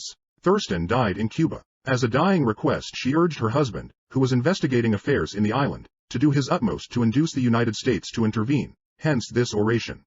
Mr. President, I am here by command of silent lips to speak once and for all upon the Cuban situation. I shall endeavor to be honest, conservative, and just. I have no purpose to stir the public passion to any action not necessary and imperative to meet the duties and necessities of American responsibility, Christian humanity, and national honor. I would shirk this task if I could, but I dare not. I cannot satisfy my conscience except by speaking, and speaking now. I went to Cuba firmly believing that the condition of affairs there had been greatly exaggerated by the press, and my own efforts were directed in the first instance to the attempted exposure of these supposed exaggerations. There has undoubtedly been much sensationalism in the journalism of the time, but as to the condition of affairs in Cuba, there has been no exaggeration, because exaggeration has been impossible. Under the inhuman policy of Weyler, not less than 400,000 self-supporting, simple, peaceable, defenseless country people were driven from their homes in the agricultural portions of the Spanish provinces to the cities, and imprisoned upon the barren wastes outside the residence portions of these cities and within the lines of entrenchment established a little way beyond. Their humble homes were burned, their fields laid waste, their implements of husbandry destroyed, their livestock and food supplies for the most part confiscated. Most of the people were old men, women, and children. They were thus placed in hopeless imprisonment, without shelter or food. There was no work for them in the cities to which they were driven. They were left with nothing to depend upon except the scanty charity of the inhabitants of the cities, and with slow starvation their inevitable fate. The pictures in the American newspapers of the starving reconcentrados are true. They can all be duplicated by the thousands. I never before saw, and please God I may never again see, so deplorable a sight as the reconcentrados in the suburbs of Matanzas. I can never forget to my dying day the hopeless anguish in their despairing eyes. Huddled about their little bark huts, they raised no voice of appeal to us for alms as we went among them. Men, women, and children stand silent, famishing with hunger. Their only appeal comes from their sad eyes, through which one looks as through an open window into their agonizing souls. The government of Spain has not appropriated and will not appropriate $1 to save these people. They are now being attended and nursed and administered to by the charity of the United States. Think of the spectacle. We are feeding these citizens of Spain. We are nursing their sick. We are saving such as can be saved, and yet there are those who still say it is right for us to send food, but we must keep hands off. I say that the time has come when muskets ought to go with the food. We asked the governor if he knew of any relief for these people except through the charity of the United States. He did not. We asked him, when do you think the time will come that these people can be placed in a position of self-support? He replied to us, with deep feeling, only the good God or the great government of the United States will answer that question. I hope and believe that the good God by the great government of the United States will answer that question. I shall refer to these horrible things no further. They are there. God pity me, I have seen them. They will remain in my mind forever, and this is almost the 20th century. Christ died 1900 years ago, and Spain is a Christian nation. She has set up more crosses in more lands, beneath more skies, and under them has butchered more people than all the other nations of the earth combined. Europe may tolerate her existence as long as the people of the old world wish. God grant that before another Christmas morning the last vestige of Spanish tyranny and oppression will have vanished from the Western Hemisphere. The time for action has come. No greater reason for it can exist tomorrow than exists today. Every hour's delay only adds another chapter to the awful story of misery and death. Only one power can intervene, the United States of America. Ours is the one great nation in the world, the mother of American republics. She holds a position of trust and responsibility toward the peoples and affairs of the whole Western Hemisphere. It was her glorious example which inspired the patriots of Cuba to raise the flag of liberty in her eternal hills. We cannot refuse to accept this responsibility which the God of the universe has placed upon us as the one great power in the New World. We must act. What shall our action be? Against the intervention of the United States in this holy cause there is but one voice of dissent.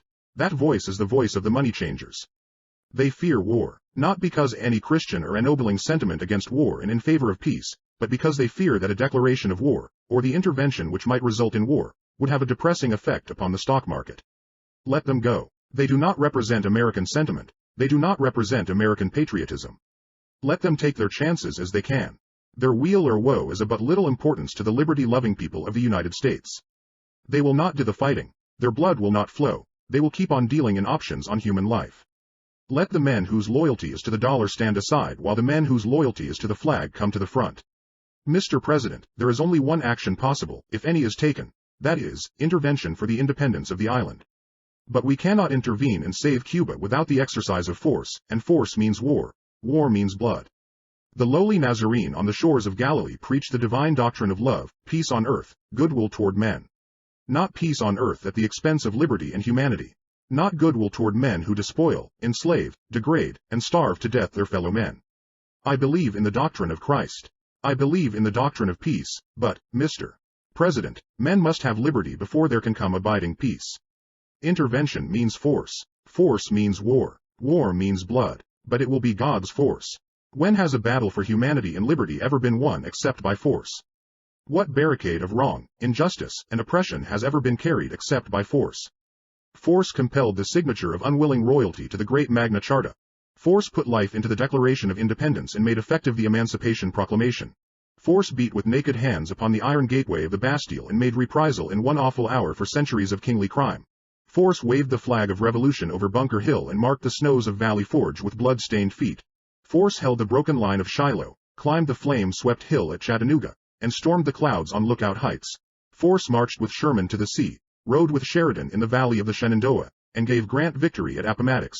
Force saved the Union, kept the stars in the flag, made niggers men. The time for God's force has come again. Let the impassioned lips of American patriots once more take up the song. In the beauty of the lilies, Christ was born across the sea. With a glory in his bosom that transfigures you and me. As he died to make men holy, let us die to make men free. While God is marching on, others may hesitate, others may procrastinate, others may plead for further diplomatic negotiation, which means delay. But for me, I am ready to act now, and for my action I am ready to answer to my conscience, my country, and my God. James Mellon Thurston.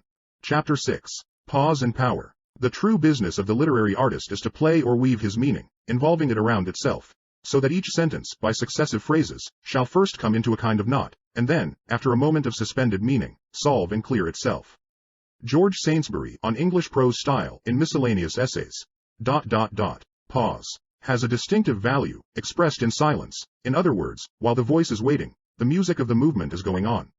To manage it, with its delicacies and compensations, requires that same fineness of ear on which we must depend for all faultless prose rhythm.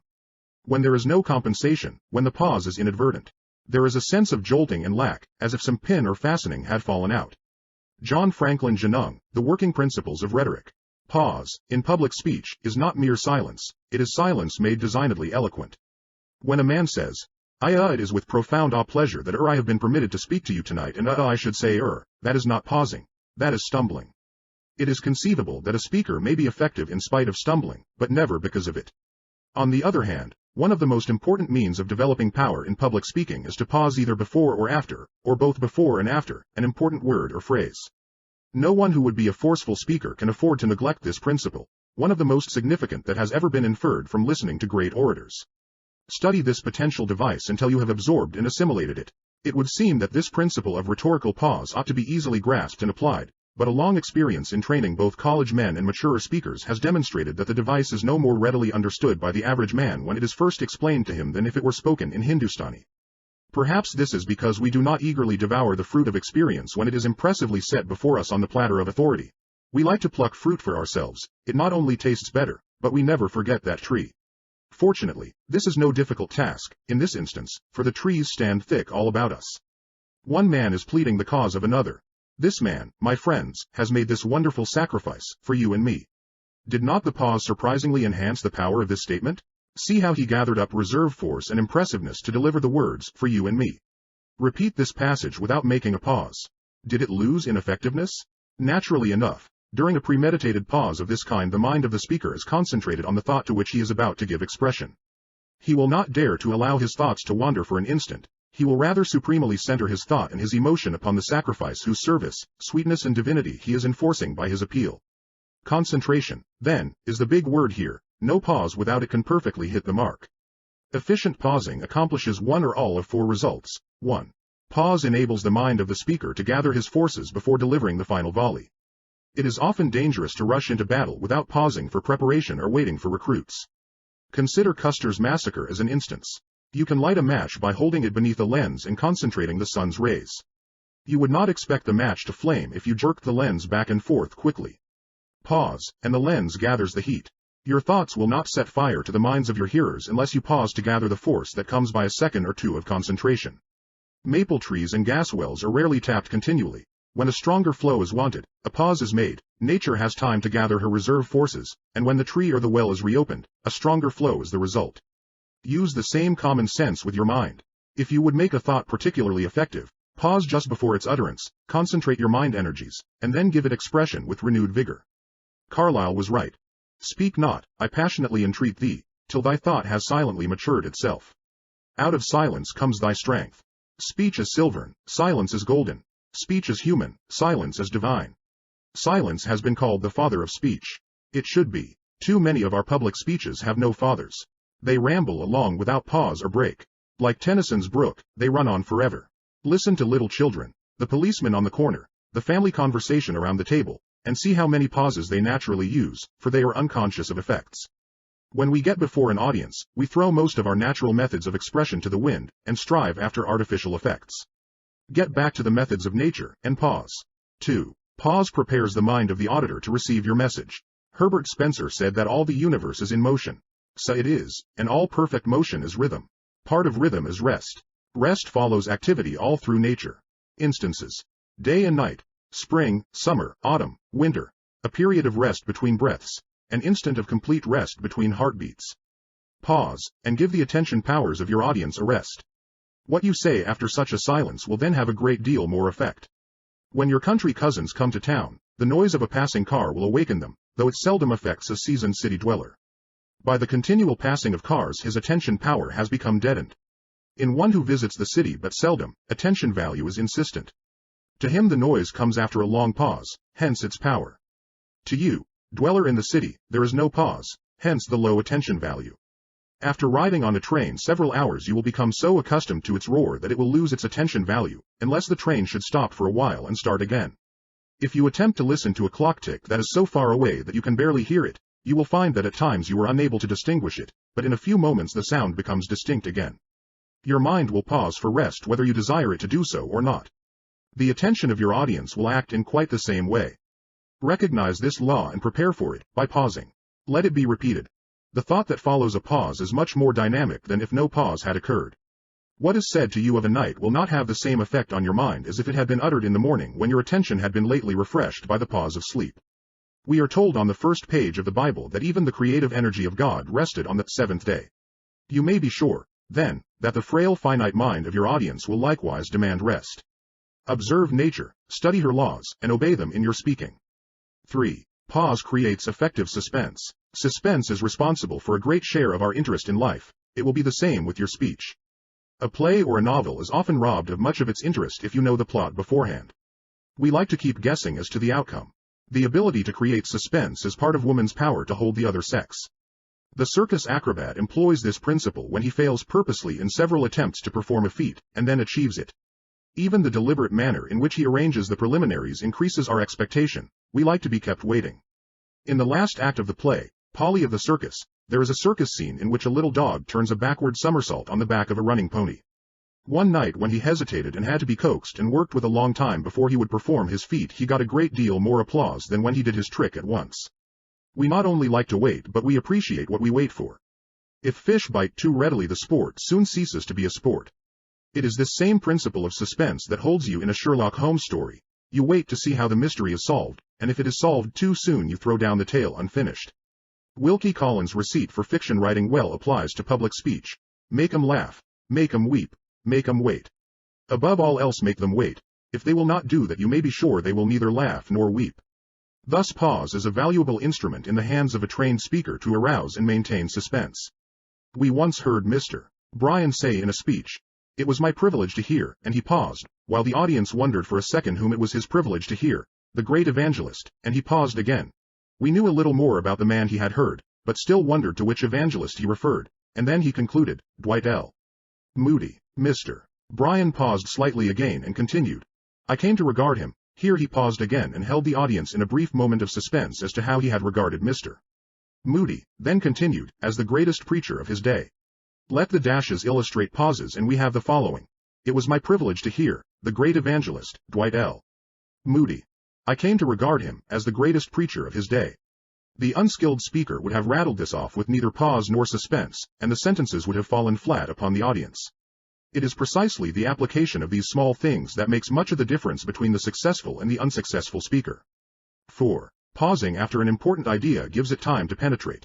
Any Missouri farmer will tell you that a rain that falls too fast will run off into the creeks and do the crops but little good.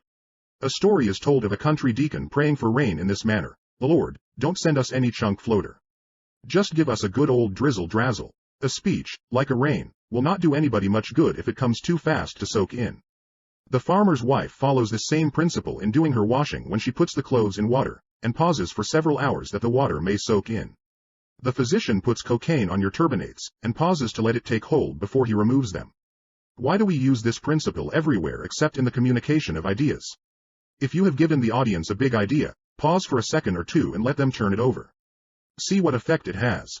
After the smoke clears away, you may have to fire another 14-inch shell on the same subject before you demolish the citadel of error that you were trying to destroy.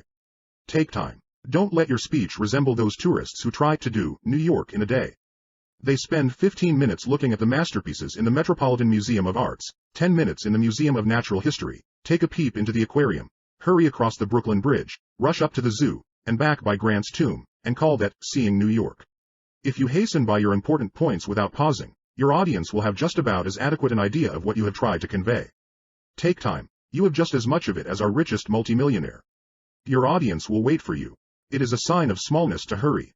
The great redwood trees of California had burst through the soil 500 years before Socrates drank his cup of hemlock poison, and are only in their prime today. Nature shames us with our petty haste. Silence is one of the most eloquent things in the world. Master it, and use it through pause. In the following selections, dashes have been inserted where pauses may be used effectively. Naturally, you may omit some of these and insert others without going wrong. One speaker would interpret a passage in one way, one in another. It is largely a matter of personal preference. A dozen great actors have played Hamlet well, and yet each has played the part differently. Which comes the nearest to perfection is a question of opinion. You will succeed best by daring to follow your own course, if you are individual enough to blaze an original trail. A moment's halt, a momentary taste of being from the well amid the waste, and lo! The phantom caravan has reached the nothing it set out from. Oh, make haste! The worldly hope men set their hearts upon turns ashes, or it prospers, and anon like snow upon the desert's dusty face, lighting a little hour or two, is gone. The bird of time has but a little way to flutter, and the bird is on the wing. You will note that the punctuation marks have nothing to do with the pausing. You may run by a period very quickly and make a long pause where there is no kind of punctuation. Thought is greater than punctuation. It must guide you in your pauses. A book of verses underneath the bough, a jug of wine, a loaf of bread, and thou beside me singing in the wilderness. Oh, wilderness were paradise enow. You must not confuse the pause for emphasis with the natural pauses that come through taking breath and phrasing. For example, note the pauses indicated in this selection from Byron. But hush, hark! That deep sound breaks in once more, and nearer, clearer, deadlier than before. Arm, arm! It is the cannon's opening roar. It is not necessary to dwell at length upon these obvious distinctions. You will observe that in natural conversation our words are gathered into clusters or phrases, and we often pause to take breath between them. So in public speech, breathe naturally and do not talk until you must gasp for breath, nor until the audience is equally winded. A serious word of caution must here be uttered. Do not overwork the pause. To do so will make your speech heavy and stilted, and do not think that pause can transmute commonplace thoughts into great and dignified utterance. A grand manner combined with insignificant ideas is like harnessing a Hambletonian with an ass. You remember the farcical old-school declamation, A Midnight Murder, that proceeded in grandiose manner to a thrilling climax, and ended, and relentlessly murdered, a mosquito. The pause, dramatically handled, always drew a laugh from the tolerant hearers.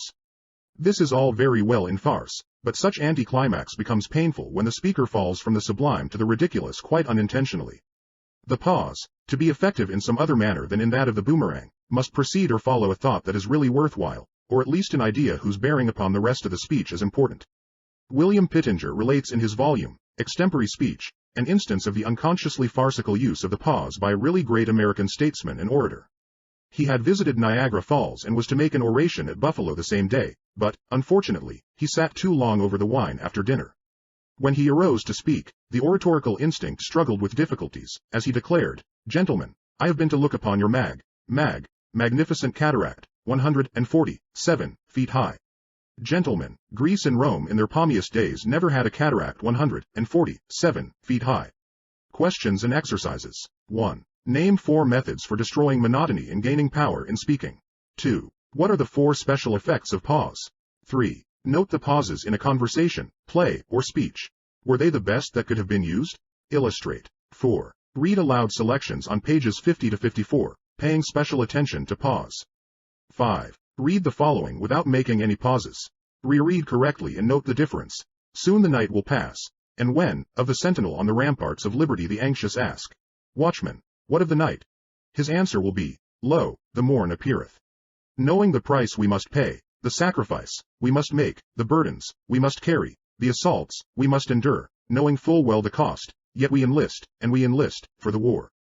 For we know the justice of our cause, and we know, too, its certain triumph. Not reluctantly, then, but eagerly, not with faint hearts, but strong, do we now advance upon the enemies of the people. For the call that comes to us is the call that came to our fathers. As they responded, so shall we. He hath sounded forth a trumpet that shall never call retreat. He is sifting out the hearts of men before his judgment seat. Oh, be swift, our souls to answer him, be jubilant our feet, our God is marching on. Albert J. Beveridge, from his speech as temporary chairman of Progressive National Convention, Chicago, 1912. 6. Bring out the contrasting ideas in the following by using the pause. Contrast now the circumstances of your life and mine, gently and with temper, Eskeens, and then ask these people whose fortune they would each of them prefer. You taught reading, I went to school. You performed initiations, I received them. You danced in the chorus, I furnished it. You were assembly clerk, I was a speaker. You acted third parts, I heard you. You broke down, and I hissed. You have worked as a statesman for the enemy, I for my country. I pass by the rest. But this very day I am on my probation for a crown, and am acknowledged to be innocent of all offense, while you are already judged to be a pettifogger, and the question is, whether you shall continue that trade, or at once be silenced by not getting a 5th part of the votes. A happy fortune, do you see, you have enjoyed, that you should denounce mine as miserable. Demosthenes. 7. After careful study and practice, mark the pauses in the following. The past rises before me like a dream. Again we are in the great struggle for national life. We hear the sounds of preparation, the music of the boisterous drums, the silver voices of heroic bugles. We see thousands of assemblages, and hear the appeals of orators. We see the pale cheeks of women and the flushed faces of men, and in those assemblages we see all the dead whose dust we have covered with flowers. We lose sight of them no more. We are with them when they enlist in the great army of freedom. We see them part from those they love. Some are walking for the last time in quiet woody places with the maiden they adore. We hear the whisperings and the sweet vows of eternal love as they lingeringly part forever. Others are bending over cradles, kissing babies that are asleep. Some are receiving the blessings of old men. Some are parting from those who hold them and press them to their hearts again, and say nothing. And some are talking with wives, and endeavoring with brave words spoken in the old tones to drive from their hearts the awful fear. We see them part. We see the wife standing in the door, with the babe in her arms, standing in the sunlight sobbing. At the turn of the road a hand waves, she answers by holding high in her loving hands the child. He is gone, and forever.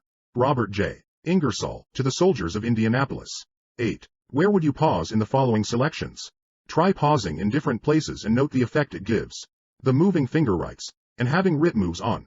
Nor all your piety nor wit shall lure it back to cancel half a line, nor all your tears wash out a word of it. The history of womankind is a story of abuse.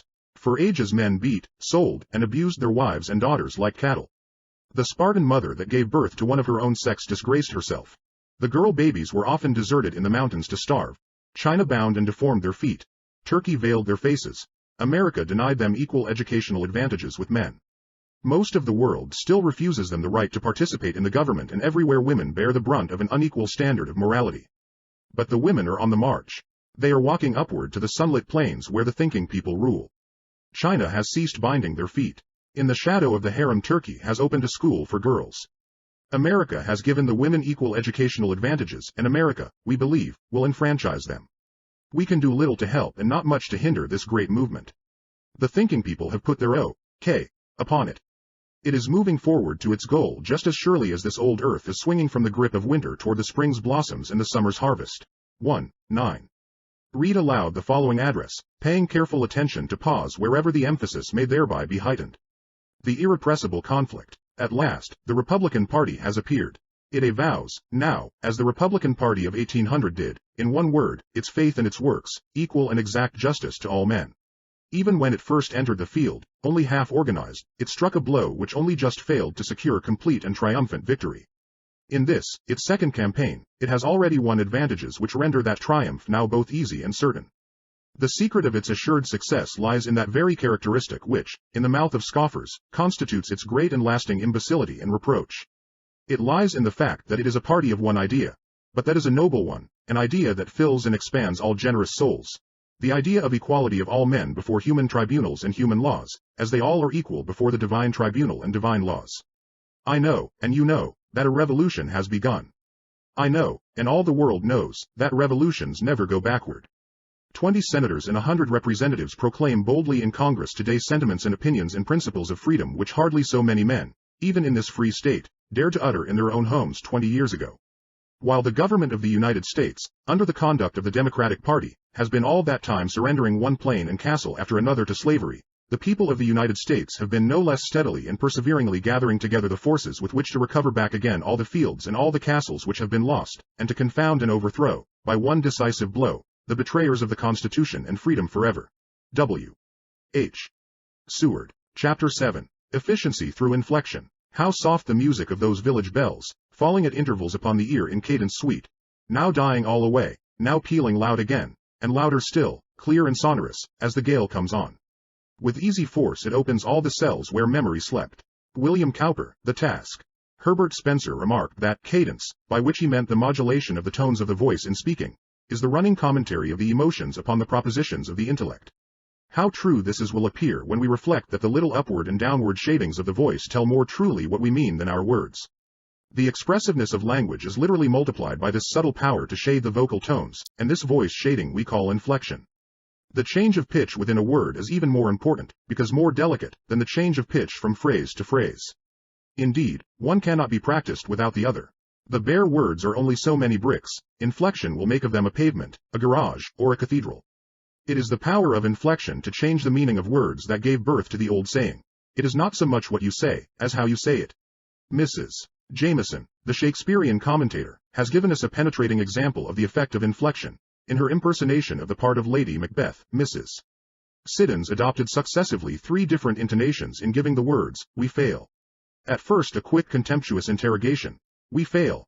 Afterwards, with a note of admiration, "we fail," an accent of indignant astonishment laying the principal emphasis on the word, we fail. Lastly, she fixed on what I am convinced is the true reading, "we fail," with the simple period, modulating the voice to a deep, low, resolute tone which settles the issue at once as though she had said, "If we fail, why then we fail, and all is over." This most expressive element of our speech is the last to be mastered in attaining to naturalness in speaking a foreign language, and its correct use is the main element in a natural, flexible utterance of our native tongue. Without varied inflection speech becomes wooden and monotonous. There are but 2 kinds of inflection, the rising and the falling, yet these 2 may be so shaded or so combined that they are capable of producing as many varieties of modulation as may be illustrated by either 1 or 2 lines, straight or curved. Thus, these may be varied indefinitely, and serve merely to illustrate what wide varieties of combination may be effected by these 2 simple inflections of the voice. It is impossible to tabulate the various inflections which serve to express various shades of thought and feeling. A few suggestions are offered here, together with abundant exercises for practice, but the only real way to master inflection is to observe, experiment, and practice. For example, take the common sentence, "Oh, he's all right." Note how a rising inflection may be made to express faint praise, or polite doubt, or uncertainty of opinion. Then note how the same words, spoken with a generally falling inflection may denote certainty, or good-natured approval, or enthusiastic praise, and so on. In general, then, we find that a bending upward of the voice will suggest doubt and uncertainty, while a decided falling inflection will suggest that you are certain of your ground. Students dislike to be told that their speeches are not so bad, spoken with a rising inflection. To enunciate these words with a long falling inflection would endorse the speech rather heartily.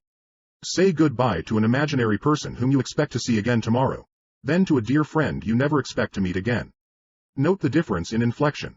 I have had a delightful time, when spoken at the termination of a formal tea by a frivolous woman takes altogether different inflection than the same words spoken between lovers who have enjoyed themselves. Mimic the two characters in repeating this and observe the difference. Note how light and short the inflections are in the following brief quotation from Anthony the Absolute by Samuel Mervyn. At sea, March 28. This evening I told Sir Robert what's his name he was a fool. I was quite right in this. He is. Every evening since the ship left Vancouver he has presided over the round table in the middle of the smoking room. There he sips his coffee and liqueur, and holds forth on every subject known to the mind of man. Each subject is his subject. He is an elderly person, with a bad face and a drooping left eyelid. They tell me that he is in the British service, a judge somewhere down in Malaysia, where they drink more than is good for them. Deliver the two following selections with great earnestness, and note how the inflections differ from the foregoing. Then reread these selections in a light, superficial manner, noting that the change of attitude is expressed through a change of inflection. When I read a sublime fact in Plutarch, or an unselfish deed in a line of poetry, or thrill beneath some heroic legend, it is no longer fairyland. I have seen it matched. Wendell Phillips. Thought is deeper than all speech, feeling deeper than all thought. Souls to souls can never teach what unto themselves was taught. Cranch. It must be made perfectly clear that inflection deals mostly in subtle, delicate shading within single words, and is not by any means accomplished by a general rise or fall in the voice in speaking a sentence. Yet certain sentences may be effectively delivered with just such inflection.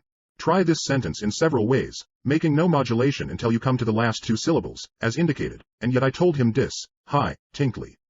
Low, tinkly, high, and yet I told him dis, low. Now try this sentence by inflecting the important words so as to bring out various shades of meaning. The first forms, illustrated above, show change of pitch within a single word. The forms you will work out for yourself should show a number of such inflections throughout the sentence. One of the chief means of securing emphasis is to employ a long falling inflection on the emphatic words, that is, to let the voice fall to a lower pitch on an interior vowel sound in a word. Try it on the words every, eleemosynary, and destroy. Use long falling inflections on the italicized words in the following selection, noting their emphatic power. Are there any other words here that long falling inflections would help to make expressive? Address in the Dartmouth College case. This, sir, is my case. It is the case not merely of that humble institution, it is the case of every college in our land.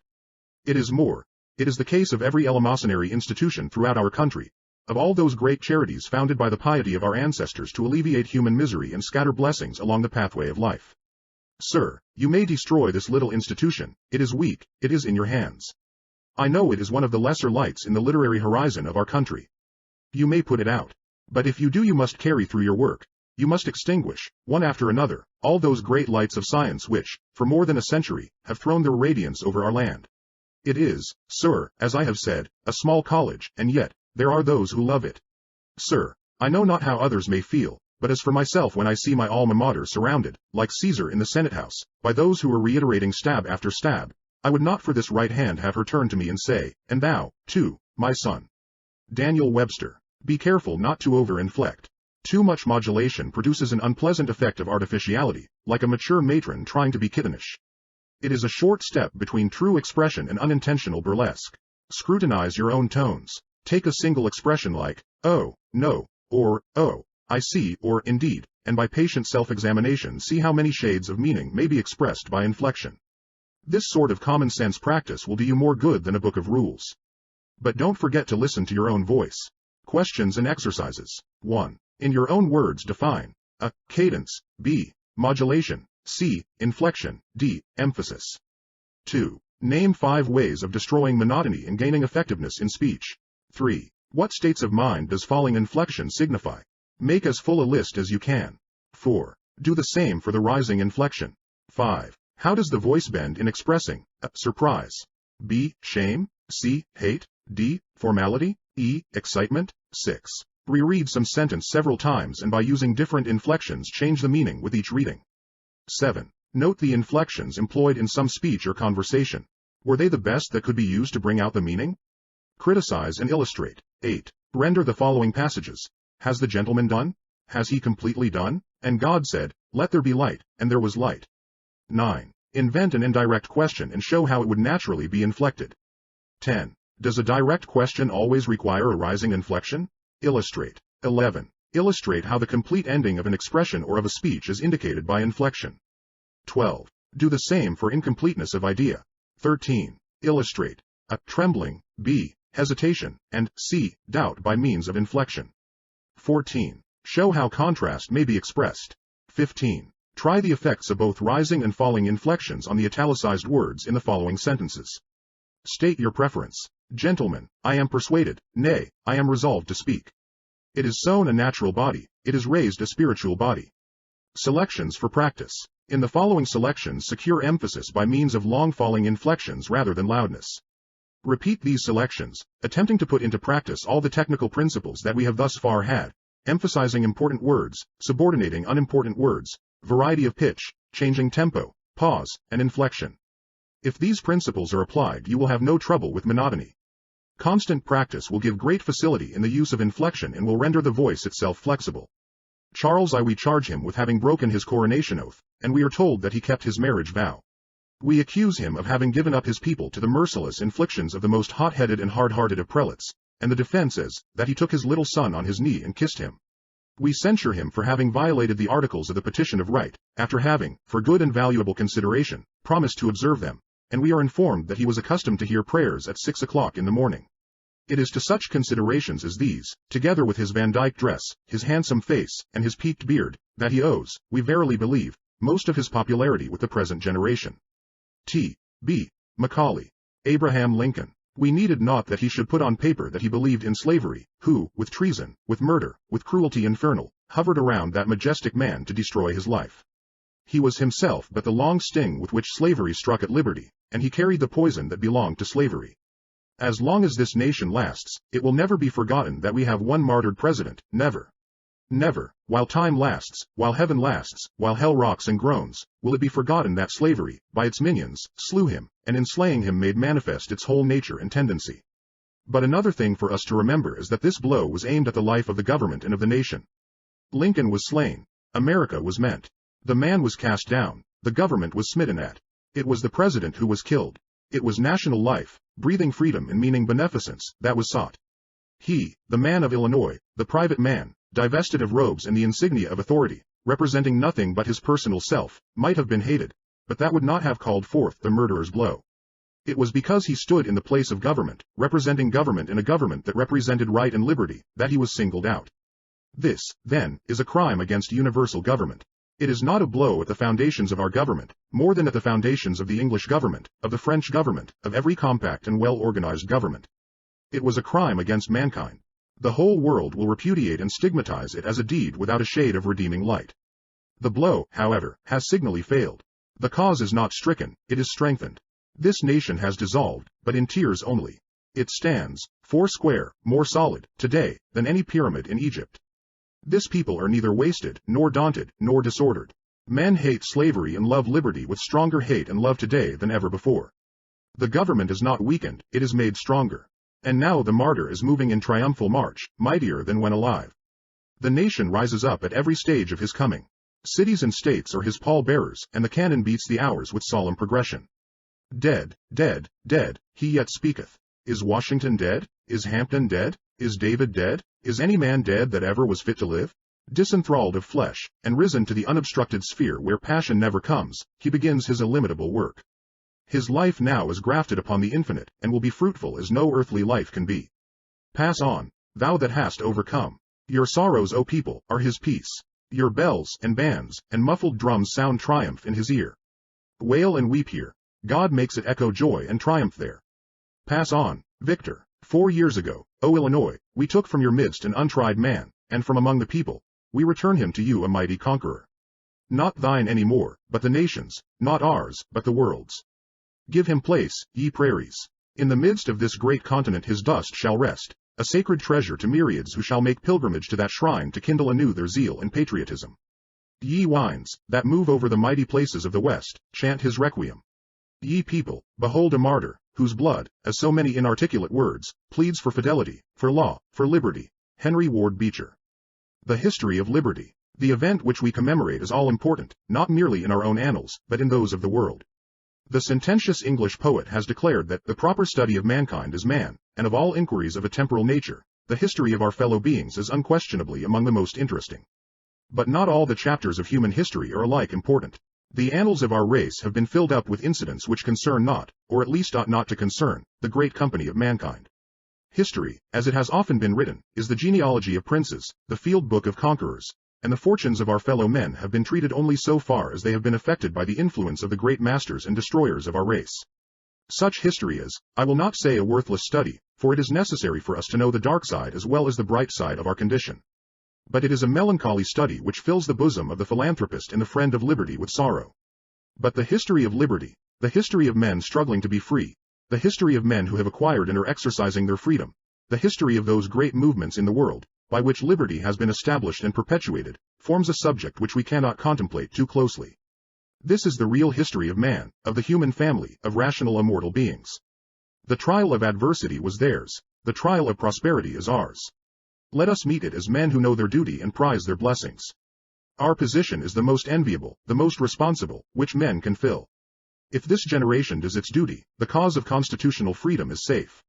If we fail, not only do we defraud our children of the inheritance which we received from our fathers, but we blast the hopes of the friends of liberty throughout our continent, throughout Europe, throughout the world, to the end of time.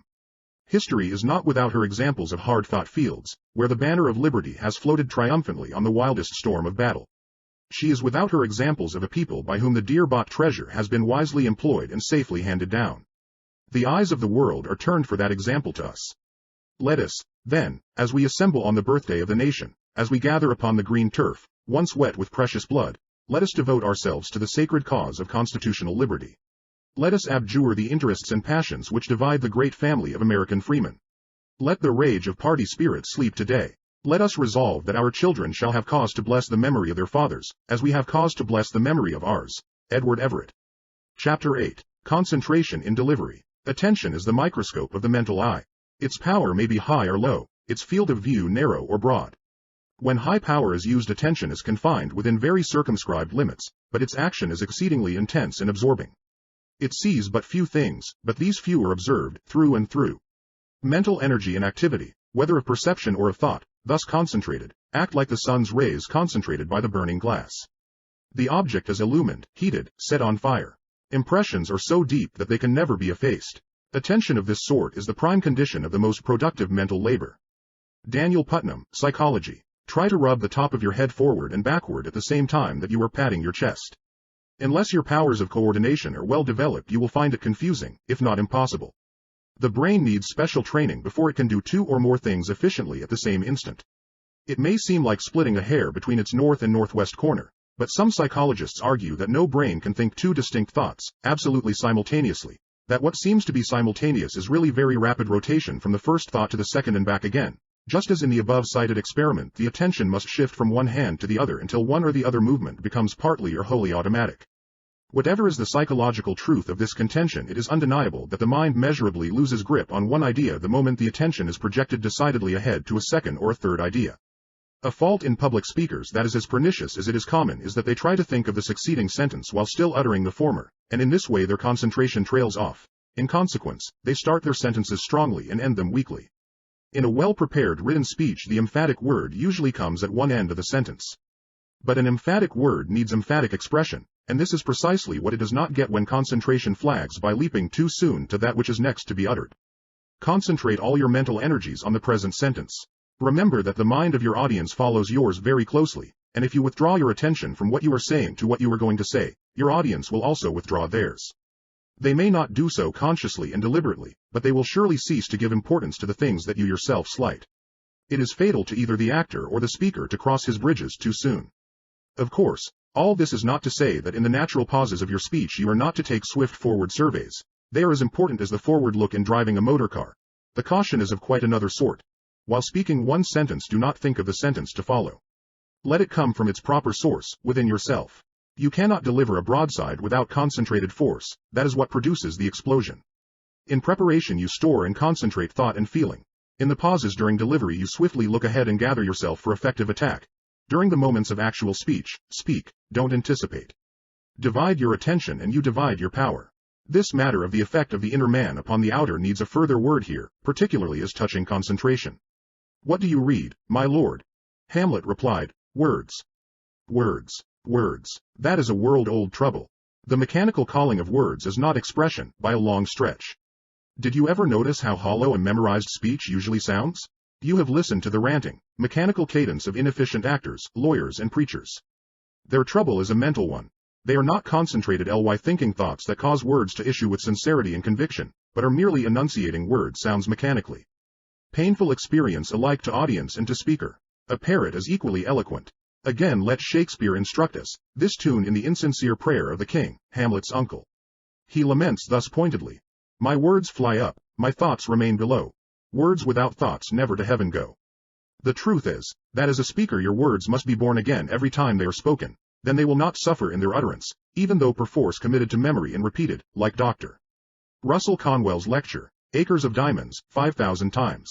Such speeches lose nothing by repetition for the perfectly patent reason that they arise from concentrated thought and feeling and not a mere necessity for saying something, which usually means anything, and that, in turn, is tantamount to nothing.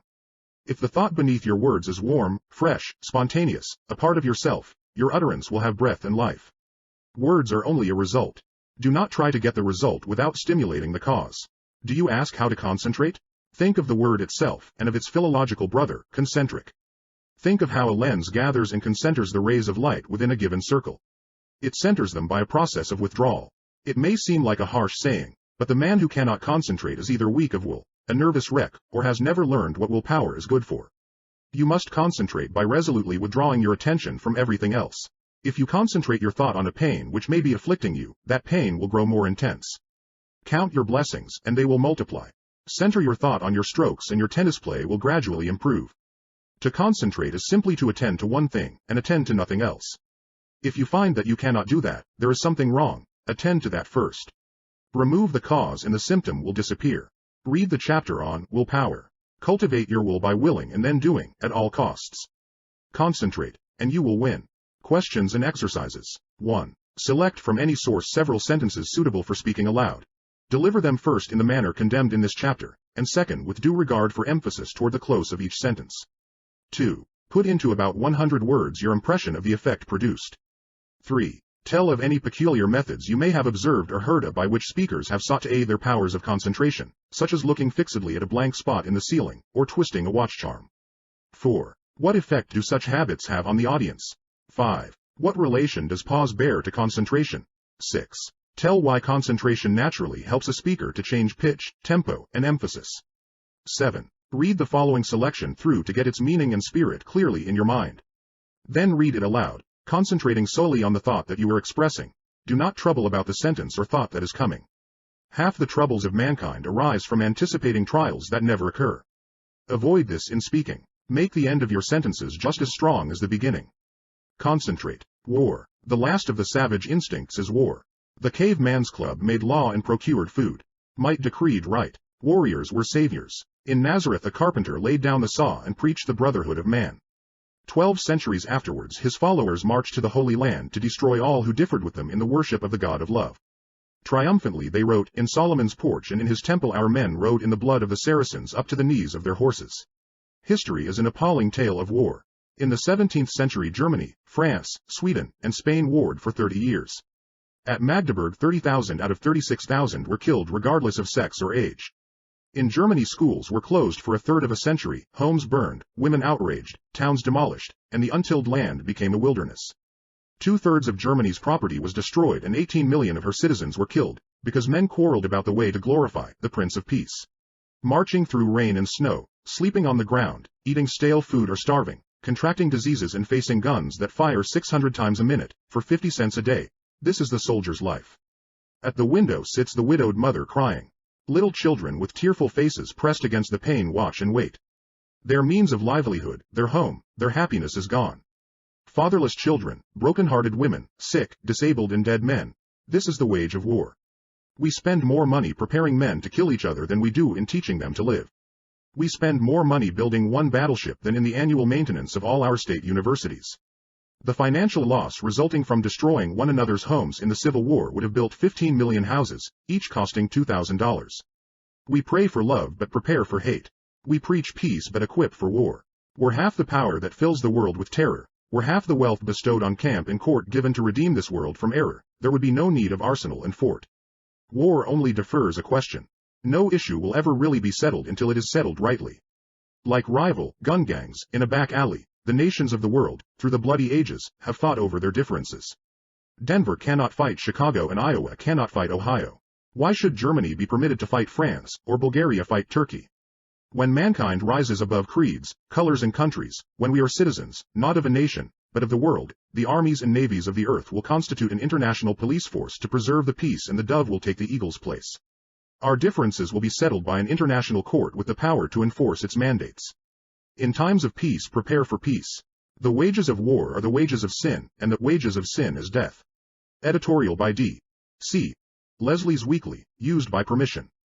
Chapter 9. Force. However, 'tis expedient to be wary. Indifference, certes, don't produce distress, and rash enthusiasm in good society were nothing but a moral inebriety. Byron, Don Juan. You have attended plays that seemed fair, yet they did not move you, grip you. In theatrical parlance, they failed to get over, which means that their message did not get over the footlights to the audience. There was no punch, no jab to them, they had no force. Of course, all this spells disaster, in big letters, not only in a stage production but in any platform effort. Every such presentation exists solely for the audience, and if it fails to hit them, and the expression is a good one, it has no excuse for living, nor will it live long. What is force? Some of our most obvious words open up secret meanings under scrutiny, and this is one of them. To begin with, we must recognize the distinction between inner and outer force. The one is cause, the other effect. The one is spiritual, the other physical. In this important particular, animate force differs from inanimate force. The power of man, coming from within and expressing itself outwardly, is of another sort from the force of Chameau's powder, which awaits some influence from without to explode it. However susceptive to outside stimuli, the true source of power in man lies within himself. This may seem like mere psychology, but it has an intensely practical bearing on public speaking, as will appear. Not only must we discern the difference between human force and mere physical force, but we must not confuse its real essence with some of the things that may, and may not, accompany it. For example, loudness is not force, though force at times may be attended by noise. Mere roaring never made a good speech, yet there are moments, mind you, not minutes, when big voice power may be used with tremendous effect. Nor is violent motion force, yet force may result in violent motion. Hamlet counseled the players, "Nor do not saw the air too much with your hand, thus, but use all gently, for in the very torrent, tempest, and, as I may say, whirlwind of your passion, you must acquire and beget a temperance, that may give it smoothness." Oh, it offends me to the soul, to hear a robustious periwig pated fellow tear a passion to tatters, to very rags, to split the ears of the groundlings, too, who, for the most part, are capable of nothing but inexplicable dumb show and noise. I would have such a fellow whipped for o'erdoing termagant, it out Herod's Herod. Pray you avoid it. Be not too tame, neither, but let your discretion be your tutor. Suit the action to the word to the action, with this special observance, that you overstep not the modesty of nature. For anything so overdone is from the purpose of playing, whose end, both at the first, and now, was, and is, to hold, as 'twere, the mirror up to nature, to show virtue her own feature, scorn her own image, and the very age and body of the time his form and pressure.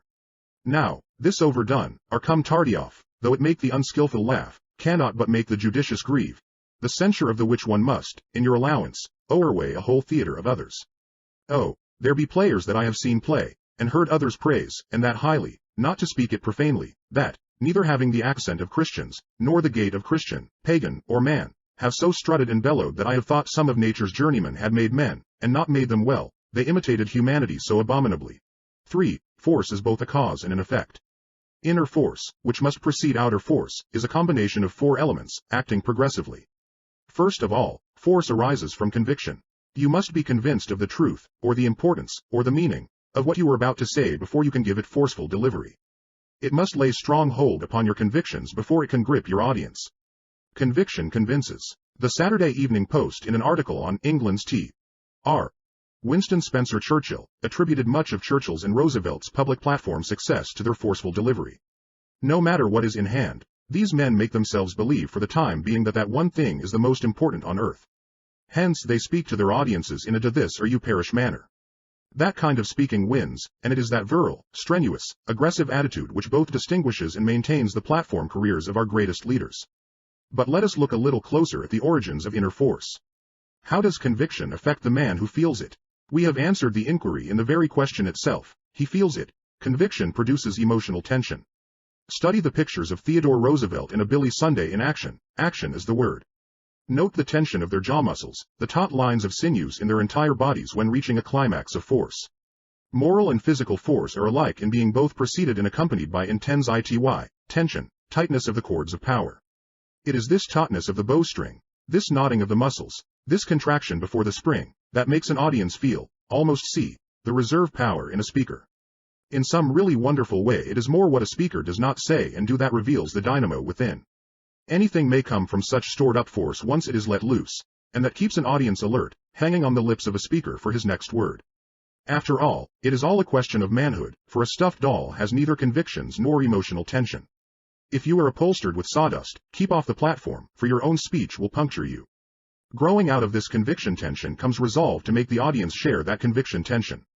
Purpose is the backbone of force. Without it speech is flabby, it may glitter, but it is the iridescence of the spineless jellyfish. You must hold fast to your resolve if you would hold fast to your audience.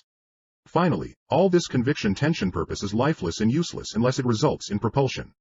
You remember how Young in his wonderful Night Thoughts delineates the man who pushes his prudent purpose to resolve, resolves, and re-resolves, and dies the same.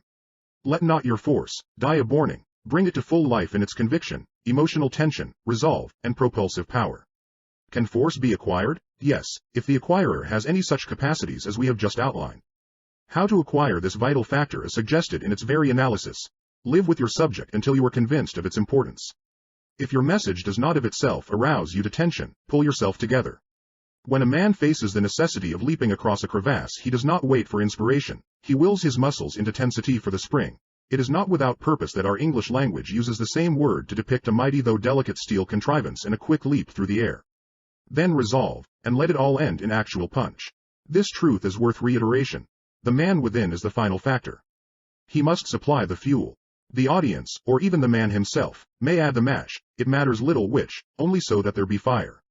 However skillfully your engine is constructed, however well it works, you will have no force if the fire has gone out under the boiler. It matters little how well you have mastered poise, pause, modulation, and tempo, if your speech lacks fire it is dead. Neither a dead engine nor a dead speech will move anybody. 4 factors of force are measurably within your control, and in that far may be acquired. Ideas, feeling about the subject, wording, and delivery. Each of these is more or less fully discussed in this volume, except wording, which really requires a fuller rhetorical study than can here be ventured. It is, however, of the utmost importance that you should be aware of precisely how wording bears upon force in a sentence. Study The Working Principles of Rhetoric, by John Franklin Genung, or the rhetorical treatises of Adams Sherman Hill, of Charles Sears Baldwin, or any others whose names may easily be learned from any teacher. Here are a few suggestions on the use of words to attain force. Choice of words. Plain words are more forceful than words less commonly used. Juggle has more vigor than prestidigitate. Short words are stronger than long words. End has more directness than terminate. Saxon words are usually more forceful than Latinistic words. For force, use wars against rather than militate against. Specific words are stronger than general words. Pressman is more definite than printer. Connotative words, those that suggest more than they say, have more power than ordinary words. She let herself be married expresses more than she married. Epithets, figuratively descriptive words, are more effective than direct names. Go tell that old fox has more punch than go tell that sly fellow. Onomatopoetic words, words that convey the sense by the sound, are more powerful than other words. Crash is more effective than cataclysm. Arrangement of words. Cut out modifiers. Cut out connectives. Begin with words that demand attention. End with words that deserve distinction, says Professor Barrett Wendell. Set strong ideas over against weaker ones, so as to gain strength by the contrast. Avoid elaborate sentence structure. Short sentences are stronger than long ones. Cut out every useless word, so as to give prominence to the really important ones. Let each sentence be a condensed battering ram, swinging to its final blow on the attention. A familiar, homely idiom, if not worn by much use, is more effective than a highly formal, scholarly expression. Consider well the relative value of different positions in the sentence so that you may give the prominent place to ideas you wish to emphasize. But, says someone, is it not more honest to depend the inherent interest in a subject, its native truth, clearness and sincerity of presentation, and beauty of utterance, to win your audience? Why not charm men instead of capturing them by assault? Why use force? There is much truth in such an appeal, but not all the truth. Clearness, persuasion, beauty, simple statement of truth, are all essential. Indeed, they are all definite parts of a forceful presentment of a subject, without being the only parts. Strong meat may not be as attractive as ices, but all depends on the appetite and the stage of the meal. You cannot deliver an aggressive message with caressing little strokes. No, jab it in with hard, swift solar plexus punches. You cannot strike fire from flint or from an audience with love taps. Say to a crowded theater in a lackadaisical manner, "It seems to me that the house is on fire," and your announcement may be greeted with a laugh. If you flash out the words, "The house is on fire," they will crush one another in getting to the exits. The spirit and the language of force are definite with conviction. No immortal speech in literature contains such expressions as, "It seems to me," "I should judge," "In my opinion," "I suppose," "Perhaps it is true." The speeches that will live have been delivered by men ablaze with the courage of their convictions, who uttered their words as eternal truth. Of Jesus it was said that the common people heard him gladly. Why? He taught them as one having authority. An audience will never be moved by what seems to you to be truth or what in your humble opinion may be so. If you honestly can, assert convictions as your conclusions. Be sure you are right before you speak your speech, then utter your thoughts as though they were a Gibraltar of unimpeachable truth. Deliver them with the iron hand and confidence of a Cromwell. Assert them with the fire of authority. Pronounce them as an ultimatum. If you cannot speak with conviction, be silent. What force did that young minister have who, fearing to be too dogmatic, thus exhorted his hearers? "My friends, as I assume that you are, it appears to be my duty to tell you that if you do not repent, so to speak, forsake your sins, as it were, and turn to righteousness, if I may so express it, you will be lost, in a measure." Effective speech must reflect the era. This is not a rose-water age, and a tepid, half-hearted speech will not win. This is the century of triphammers, of overland expresses that dash under cities and through mountain tunnels, and you must instill this spirit into your speech if you would move a popular audience. From a front seat listen to a first-class company present a modern Broadway drama, not a comedy, but a gripping, thrilling drama. Do not become absorbed in the story. Reserve all your attention for the technique and the force of the acting. There is a kick and a crash as well as an infinitely subtle intensity in the big, climax speeches that suggest this lesson. The same well-calculated, restrained, delicately shaded force would simply rivet your ideas in the minds of your audience. An air gun will rattle bird shot against a window pane. It takes a rifle to wing a bullet through plate glass and the oaken walls beyond. When to use force. An audience is unlike the kingdom of heaven. The violent do not always take it by force. There are times when beauty and serenity should be the only bells in your chime. Force is only one of the great extremes of contrast. Use neither it nor quiet utterance to the exclusion of other tones. Be various, and in variety find even greater force than you could attain by attempting its constant use. If you were reading an essay on the beauties of the dawn, talking about the dainty bloom of a honeysuckle, or explaining the mechanism of a gas engine, a vigorous style of delivery is entirely out of place. But when you are appealing to wills and consciences for immediate action, forceful delivery wins. In such cases, consider the minds of your audience as so many safes that have been locked and the keys lost. Do not try to figure out the combinations. Pour a little nitroglycerin into the cracks and light the fuse. As these lines are being written, a contractor down the street is clearing away the rocks with dynamite to lay the foundations for a great building. When you want to get action, do not fear to use dynamite. The final argument for the effectiveness of force in public speech is the fact that everything must be enlarged for the purposes of the platform. That is why so few speeches read well in the reports on the morning after. Statements appear crude and exaggerated because they are unaccompanied by the forceful delivery of a glowing speaker before an audience heated to attentive enthusiasm. So in preparing your speech you must not err on the side of mild statement. Your audience will inevitably tone down your words in the cold gray of afterthought. When Phidias was criticized for the rough, bold outlines of a figure he had submitted in competition, he smiled and asked that his statue and the one wrought by his rival should be set upon the column for which the sculpture was destined. When this was done, all the exaggerations and crudities, toned by distances, melted into exquisite grace of line and form. Each speech must be a special study in suitability and proportion.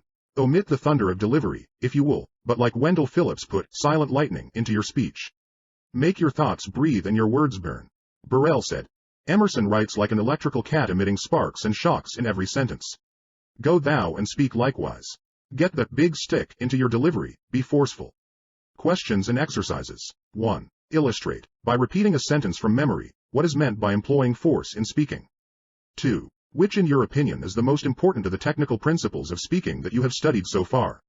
Why? 3. What is the effect of too much force in a speech? Too little? 4. Note some uninteresting conversation or ineffective speech, and tell why it failed. 5. Suggest how it might be improved. 6. Why do speeches have to be spoken with more force than do conversations? 7. Read aloud the selection on page 84, using the technical principles outlined in chapters E to V, but neglect to put any force behind the interpretation. What is the result? 8. Reread several times, doing your best to achieve force. 9. Which parts of the selection on page 84 require the most force? 10. Write a 5-minute speech not only discussing the errors of those who exaggerate and those who minimize the use of force, but by imitation show their weaknesses. Do not burlesque, but closely imitate. 11. Give a list of 10 themes for public addresses, saying which seem most likely to require the frequent use of force in delivery. 12. In your own opinion, do speakers usually err from the use of too much or too little force? 13. Define a. Bombast, b. Bathos, c. Sentimentality, d. Squeamish. 14. Say how the foregoing words describe weaknesses in public speech. 15. Recast in 20th century English, Hamlet's directions to the players, page 88. 16. Memorize the following extracts from Wendell Phillips' speeches, and deliver them with the of Wendell Phillips' silent lightning delivery. We are for a revolution. We say in behalf of these hunted lyings, whom God created, and who law-abiding Webster and Winthrop have sworn shall not find shelter in Massachusetts, we say that they may make their little motions, and pass their little laws in Washington, but that Faneuil Hall repeals them in the name of humanity in the Old Bay State.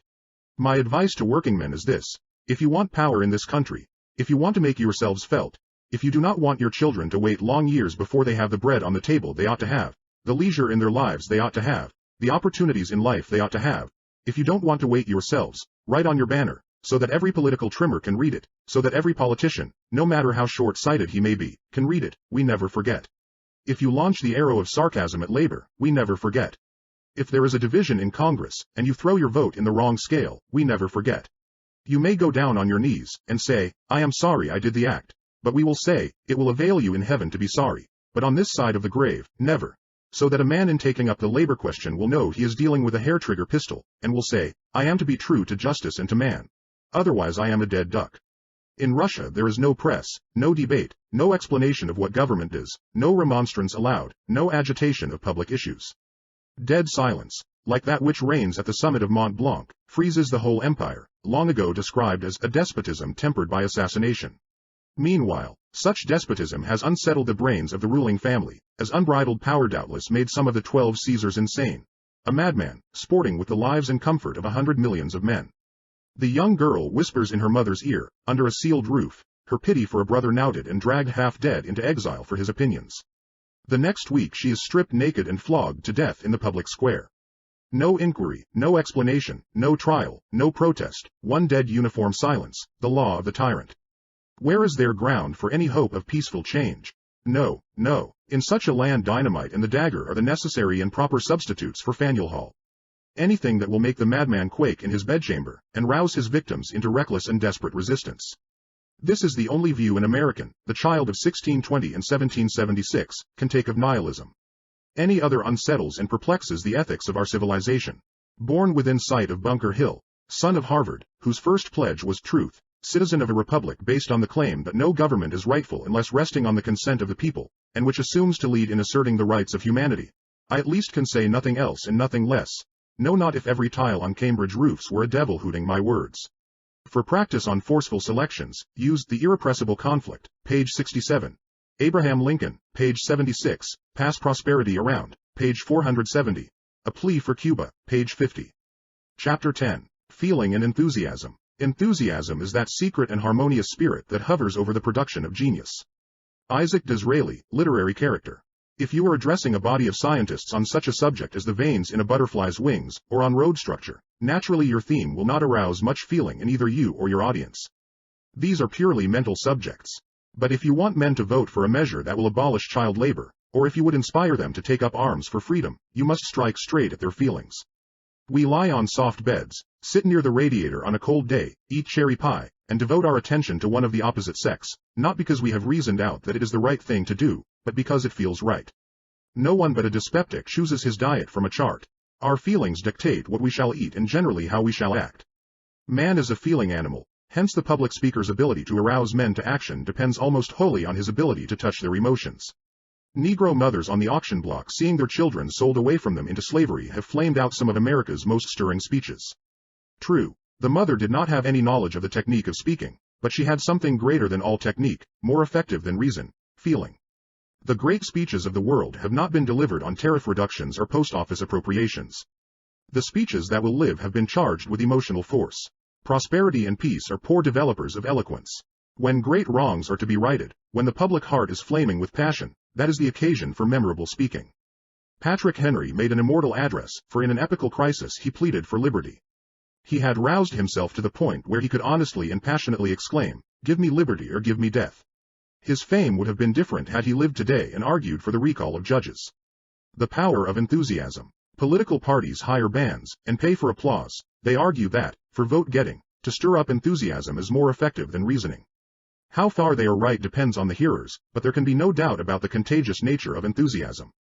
A watch manufacturer in New York tried out 2 series of watch advertisements. One argued the superior construction, workmanship, durability, and guarantee offered with the watch. The other was headed, "A watch to be proud of," and dwelt upon the pleasure and pride of ownership. The latter series sold twice as many as the former. A salesman for a locomotive works informed the writer that in selling railroad engines emotional appeal was stronger than an argument based on mechanical excellence. Illustrations without number might be cited to show that in all our actions we are emotional beings. The speaker who would speak efficiently must develop the power to arouse feeling. Webster, great debater that he was, knew that the real secret of a speaker's power was an emotional one. He eloquently says of eloquence, affected passion, intense expression, the pomp of declamation, all may aspire after it, they cannot reach it. It comes, if it come at all, like the outbreak of a fountain from the earth, or the bursting forth of volcanic fires, with spontaneous, original, native force. The graces taught in the schools, the costly ornaments and studied contrivances of speech, shock and disgust men, when their own lives, and the fate of their wives, their children, and their country hang on the decision of the hour. Then words have lost their power, rhetoric is in vain, and all elaborate oratory contemptible. Even genius itself then feels rebuked and subdued, as in the presence of higher qualities. Then patriotism is eloquent, then self-devotion is eloquent. The clear conception outrunning the deductions of logic, the high purpose, the firm resolve, the dauntless spirit, speaking on the tongue, beaming from the eye, informing every feature, and urging the whole man onward, right onward to his subject. This is eloquence, or rather, it is something greater and higher than all eloquence. It is action, noble, sublime, godlike action. When traveling through the Northwest some time ago, one of the present writers strolled up a village street after dinner and noticed a crowd listening to a faker, speaking on a corner from a goods box. Remembering Emerson's advice about learning something from every man we meet, the observer stopped to listen to this speaker's appeal. He was selling a hair tonic, which he claimed to have discovered in Arizona. He removed his hat to show what this remedy had done for him, washed his face in it to demonstrate that it was as harmless as water, and enlarged on its merits in such an enthusiastic manner that the $50 poured in on him in a silver flood. When he had supplied the audience with hair tonic, he asked why a greater proportion of men than women were bald. No one knew. He explained that it was because women wore thinner-soled shoes, and so made a good electrical connection with Mother Earth, while men wore thick, dry-soled shoes that did not transmit the Earth's electricity to the body. Men's hair, not having a proper amount of electrical food, died and fell out. Of course he had a remedy, a little copper plate that should be nailed on the bottom of the shoe. He pictured in enthusiastic and vivid terms the desirability of escaping baldness, and paid tributes to his copper plates. Strange as it may seem when the story is told in cold print, the speaker's enthusiasm had swept his audience with him, and they crushed around his stand with outstretched quarters, in their anxiety to be the possessors of these magical plates. Emerson's suggestion had been well taken. The observer had seen again the wonderful, persuasive power of enthusiasm. Enthusiasm sent millions crusading into the Holy Land to redeem it from the Saracens. Enthusiasm plunged Europe into a 30 years' war over religion. Enthusiasm sent 3 small ships plying the unknown sea to the shores of a new world. When Napoleon's army were worn out and discouraged in their ascent of the Alps, the little corporal stopped them and ordered the bands to play the Marseillaise. Under its soul-stirring strains there were no Alps. Listen, Emerson said. Nothing great was ever achieved without enthusiasm. Carlyle declared that every great movement in the annals of history has been the triumph of enthusiasm. It is as contagious as measles. Eloquence is half inspiration. Sweep your audience with you in the pulsation of enthusiasm. Let yourself go. A man, said Oliver Cromwell, never rises so high as when he knows not whither he is going. How are we to acquire and develop enthusiasm? It is not to be slipped on like a smoking jacket. A book cannot furnish you with it. It is a growth, an effect. But an effect of what? Let us see. Emerson wrote. A painter told me that nobody could draw a tree without in some sort becoming a tree, or draw a child by studying the outlines of his form merely, but, by watching for a time his motion and plays, the painter enters his nature, and then can draw him at will in every attitude. So Rouse entered into the inmost nature of his sheep. I knew a draughtsman employed in a public survey, who found that he could not sketch the rocks until their geological structure was first explained to him. When Sarah Bernhardt plays a difficult role, she frequently will speak to no one from 4 o'clock in the afternoon until after the performance. From the hour of 4 she lives her character. Booth, it is reported, would not permit anyone to speak to him between the acts of his Shakespearean roles, for he was Macbeth then, not Booth. Dante, exiled from his beloved Florence, condemned to death, lived in caves, half-starved. Then Dante wrote out his heart in The Divine Comedy.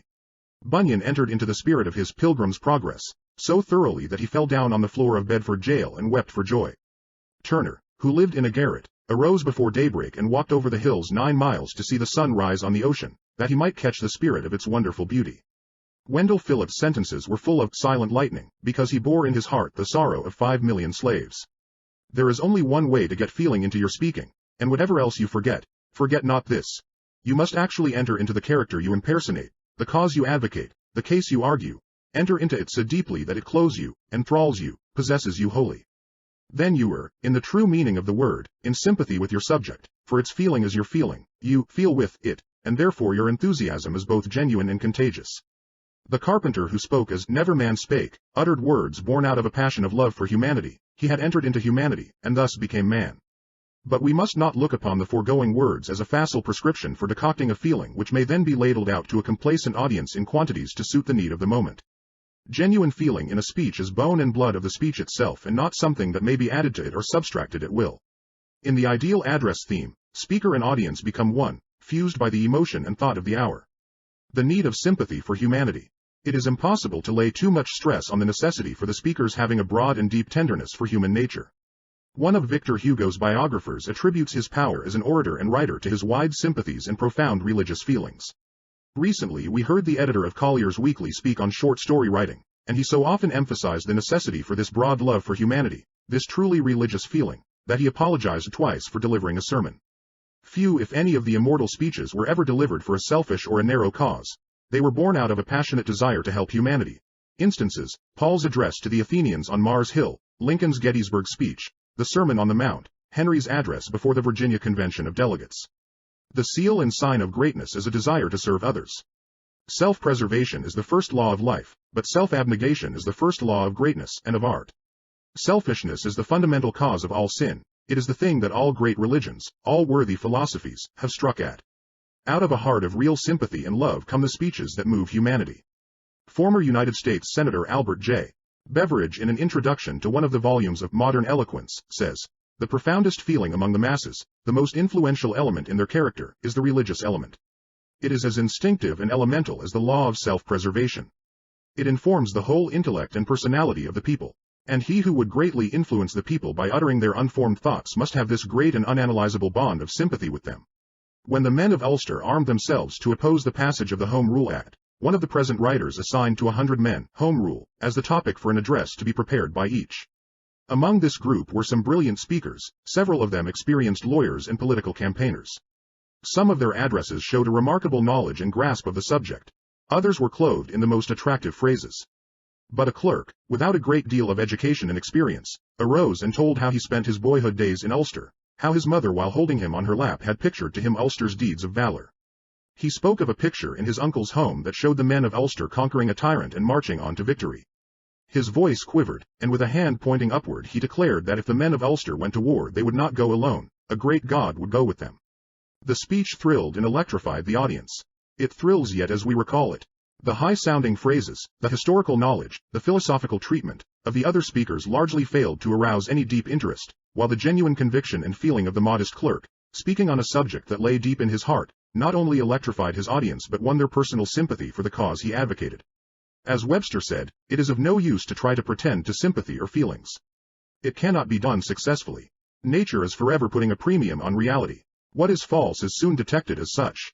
The thoughts and feelings that create and mold the speech in the study must be born again when the speech is delivered from the platform. Do not let your words say one thing, and your voice and attitude another. There is no room here for half-hearted, nonchalant methods of delivery. Sincerity is the very soul of eloquence. Carlyle was right. No Mirabeau, Napoleon, Burns, Cromwell, no man adequate to do anything, but is first of all in right earnest about it. What I call a sincere man. I should say sincerity, a great, deep, genuine sincerity, is the first characteristic of all men in any way heroic. Not the sincerity that calls itself sincere. Ah no, that is a very poor matter indeed. A shallow braggart, conscious sincerity, oftenest self-conceit mainly. The great man's sincerity is of the kind he cannot speak of, is not conscious of. Questions and exercises. It is one thing to convince the would-be speaker that he ought to put feeling into his speeches. Often it is quite another thing for him to do it.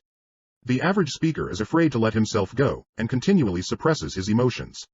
When you put enough feeling into your speeches, they will sound overdone to you, unless you are an experienced speaker. They will sound too strong, if you are not used to enlarging for platform or stage, for the delineation of the emotions must be enlarged for public delivery. 1. Study the following speech, going back in your imagination to the time and circumstances that brought it forth. Make it not a memorized historical document, but feel the emotions that gave it birth. The speech is only an effect. Live over in your own heart the causes that produced it and try to deliver it at white heat. It is not possible for you to put too much real feeling into it, though of course it would be quite easy to rant and fill it with false emotion. This speech, according to Thomas Jefferson, started the ball of the revolution rolling.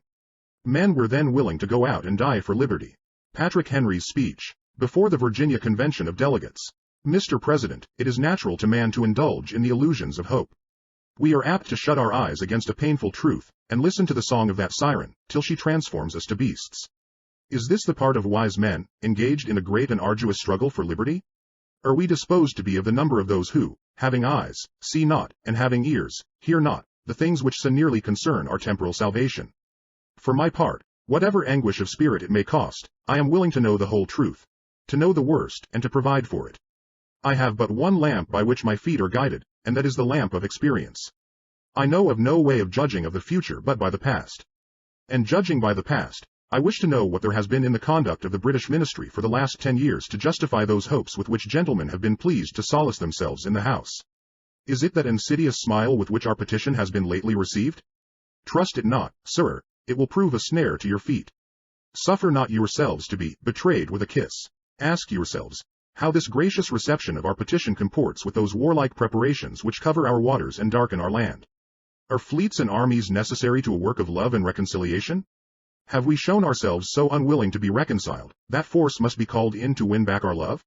Let us not deceive ourselves, sir. These are the implements of war and subjugation, the last arguments to which kings resort. I ask gentlemen, sir, what means this martial array, if its purpose be not to force us to submission? Can gentlemen assign any other possible motive for it? Has Great Britain any enemy in this quarter of the world, to call for all this accumulation of navies and armies? No, sir, she has none. They are meant for us, they can be meant for no other. They are sent over to bind and to rivet upon us those chains which the British ministry have been so long forging. And what have we to oppose to them? Shall we try argument? Sir, we have been trying that for the last 10 years. Have we anything new to offer upon the subject? Nothing. We have held the subject up in every light of which it is capable, but it has been all in vain. Shall we resort to Chapter 6, Pause and Power. The true business of the literary artist is to play or weave his meaning, involving it around itself, so that each sentence, by successive phrases, shall first come into a kind of knot, and then, after a moment of suspended meaning, solve and clear itself. George Saintsbury, on English Prose Style, in Miscellaneous Essays. Pause. Has a distinctive value, expressed in silence. In other words, while the voice is waiting, the music of the movement is going on. To manage it, with its delicacies and compensations, requires that same fineness of ear on which we must depend for all faultless prose rhythm. When there is no compensation, when the pause is inadvertent, there is a sense of jolting and lack, as if some pin or fastening had fallen out. John Franklin Genung, The Working Principles of Rhetoric. Pause, in public speech, is not mere silence, it is silence made designedly eloquent. When a man says, it is with profound pleasure that I have been permitted to speak to you tonight, and I should say that is not pausing, that is stumbling. It is conceivable that a speaker may be effective in spite of stumbling, but never because of it. On the other hand, one of the most important means of developing power in public speaking is to pause either before or after, or both before and after, an important word or phrase. No one who would be a forceful speaker can afford to neglect this principle, one of the most significant that has ever been inferred from listening to great orators. Study this potential device until you have absorbed and assimilated it. It would seem that this principle of rhetorical pause ought to be easily grasped and applied, but a long experience in training both college men and maturer speakers has demonstrated that the device is no more readily understood by the average man when it is first explained to him than if it were spoken in Hindustani.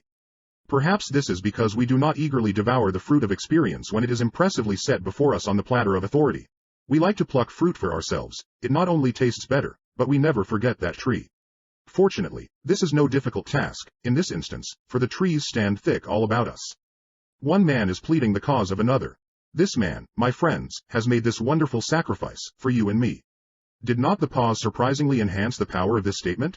See how he gathered up reserve force and impressiveness to deliver the words, for you and me. Repeat this passage without making a pause. Did it lose in effectiveness? Naturally enough, during a premeditated pause of this kind the mind of the speaker is concentrated on the thought to which he is about to give expression. He will not dare to allow his thoughts to wander for an instant. He will rather supremely center his thought and his emotion upon the sacrifice whose service, sweetness and divinity he is enforcing by his appeal.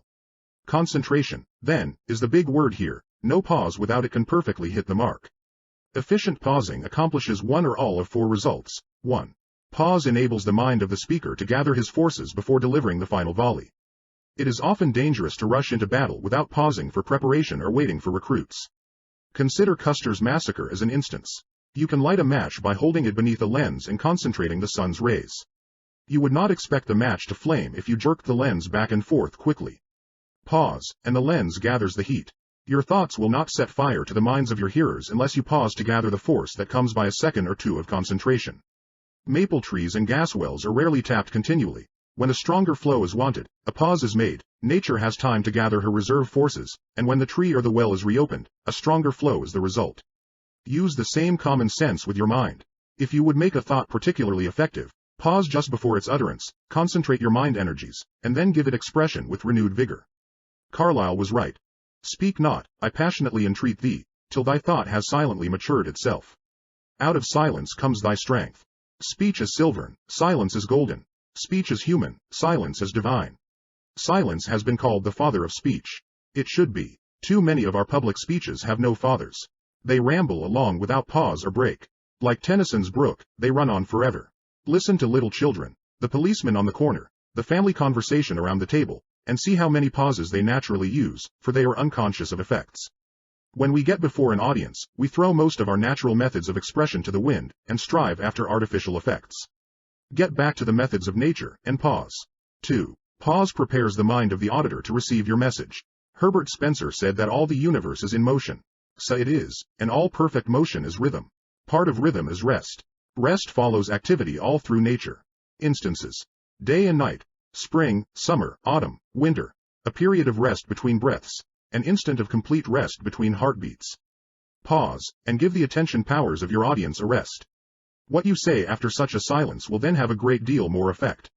When your country cousins come to town, the noise of a passing car will awaken them, though it seldom affects a seasoned city dweller. By the continual passing of cars his attention power has become deadened. In one who visits the city but seldom, attention value is insistent. To him the noise comes after a long pause, hence its power. To you, dweller in the city, there is no pause, hence the low attention value. After riding on a train several hours you will become so accustomed to its roar that it will lose its attention value, unless the train should stop for a while and start again. If you attempt to listen to a clock tick that is so far away that you can barely hear it, you will find that at times you are unable to distinguish it, but in a few moments the sound becomes distinct again. Your mind will. Chapter 11. Fluency through preparation. Animus opibusque parati. Ready in mind and resources. Motto of South Carolina. In omnibus negotiis prius quam agrediare. Adibenda est preparatio diligens. In all matters before beginning a diligent preparation should be made.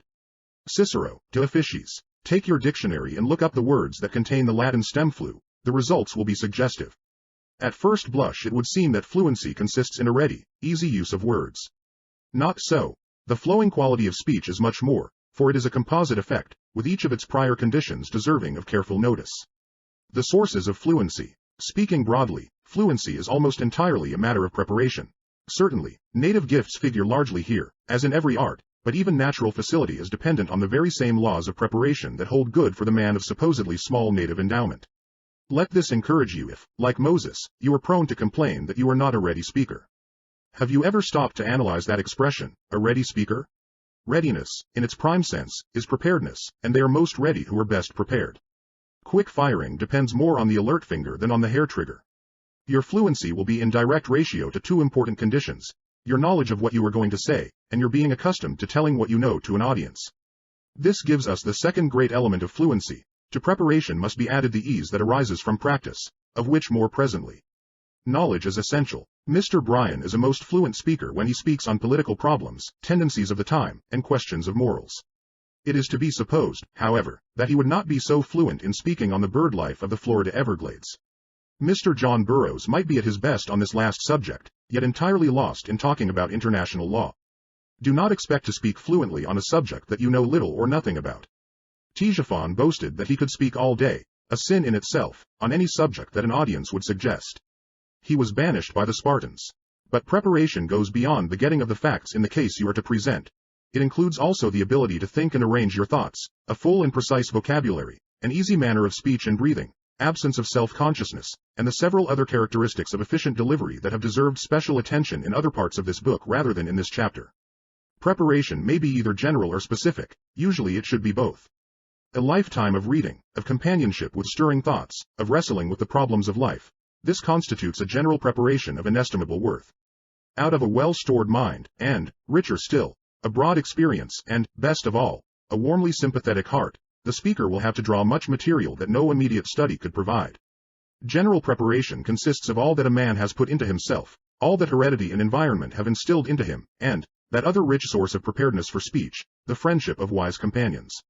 When Schiller returned home after a visit with Goethe, a friend remarked, "I am amazed by the progress Schiller can make within a single fortnight." It was the progressive influence of a new friendship. Proper friendships form one of the best means for the formation of ideas and ideals, for they enable one to practice in giving expression to thought. The speaker who would speak fluently before an audience should learn to speak fluently and entertainingly with a friend. Clarify your ideas by putting them in words. The talker gains as much from his conversation as the listener. You sometimes begin to converse on a subject thinking you have very little to say, but one idea gives birth to another, and you are surprised to learn that the more you give the more you have to give. This give and take of friendly conversation develops mentality and fluency in expression. Longfellow said, "A single conversation across the table with a wise man is better than 10 years' study of books," and Holmes whimsically yet none the less truthfully declared that half the time he talked to find out what he thought. But that method must not be applied on the platform. After all this enrichment of life by storage, must come the special preparation for the particular speech. This is of so definite a sort that it warrants separate chapter treatment later. Practice. But preparation must also be of another sort than the gathering, organizing, and shaping of materials. It must include practice, which, like mental preparation, must be both general and special. Do not feel surprised or discouraged if practice on the principles of delivery herein laid down seems to retard your fluency. For a time, this will be inevitable. While you are working for proper inflection, for instance, inflection will be demanding your first thoughts, and the flow of your speech, for the time being, will be secondary. This warning, however, is strictly for the closet, for your practice at home.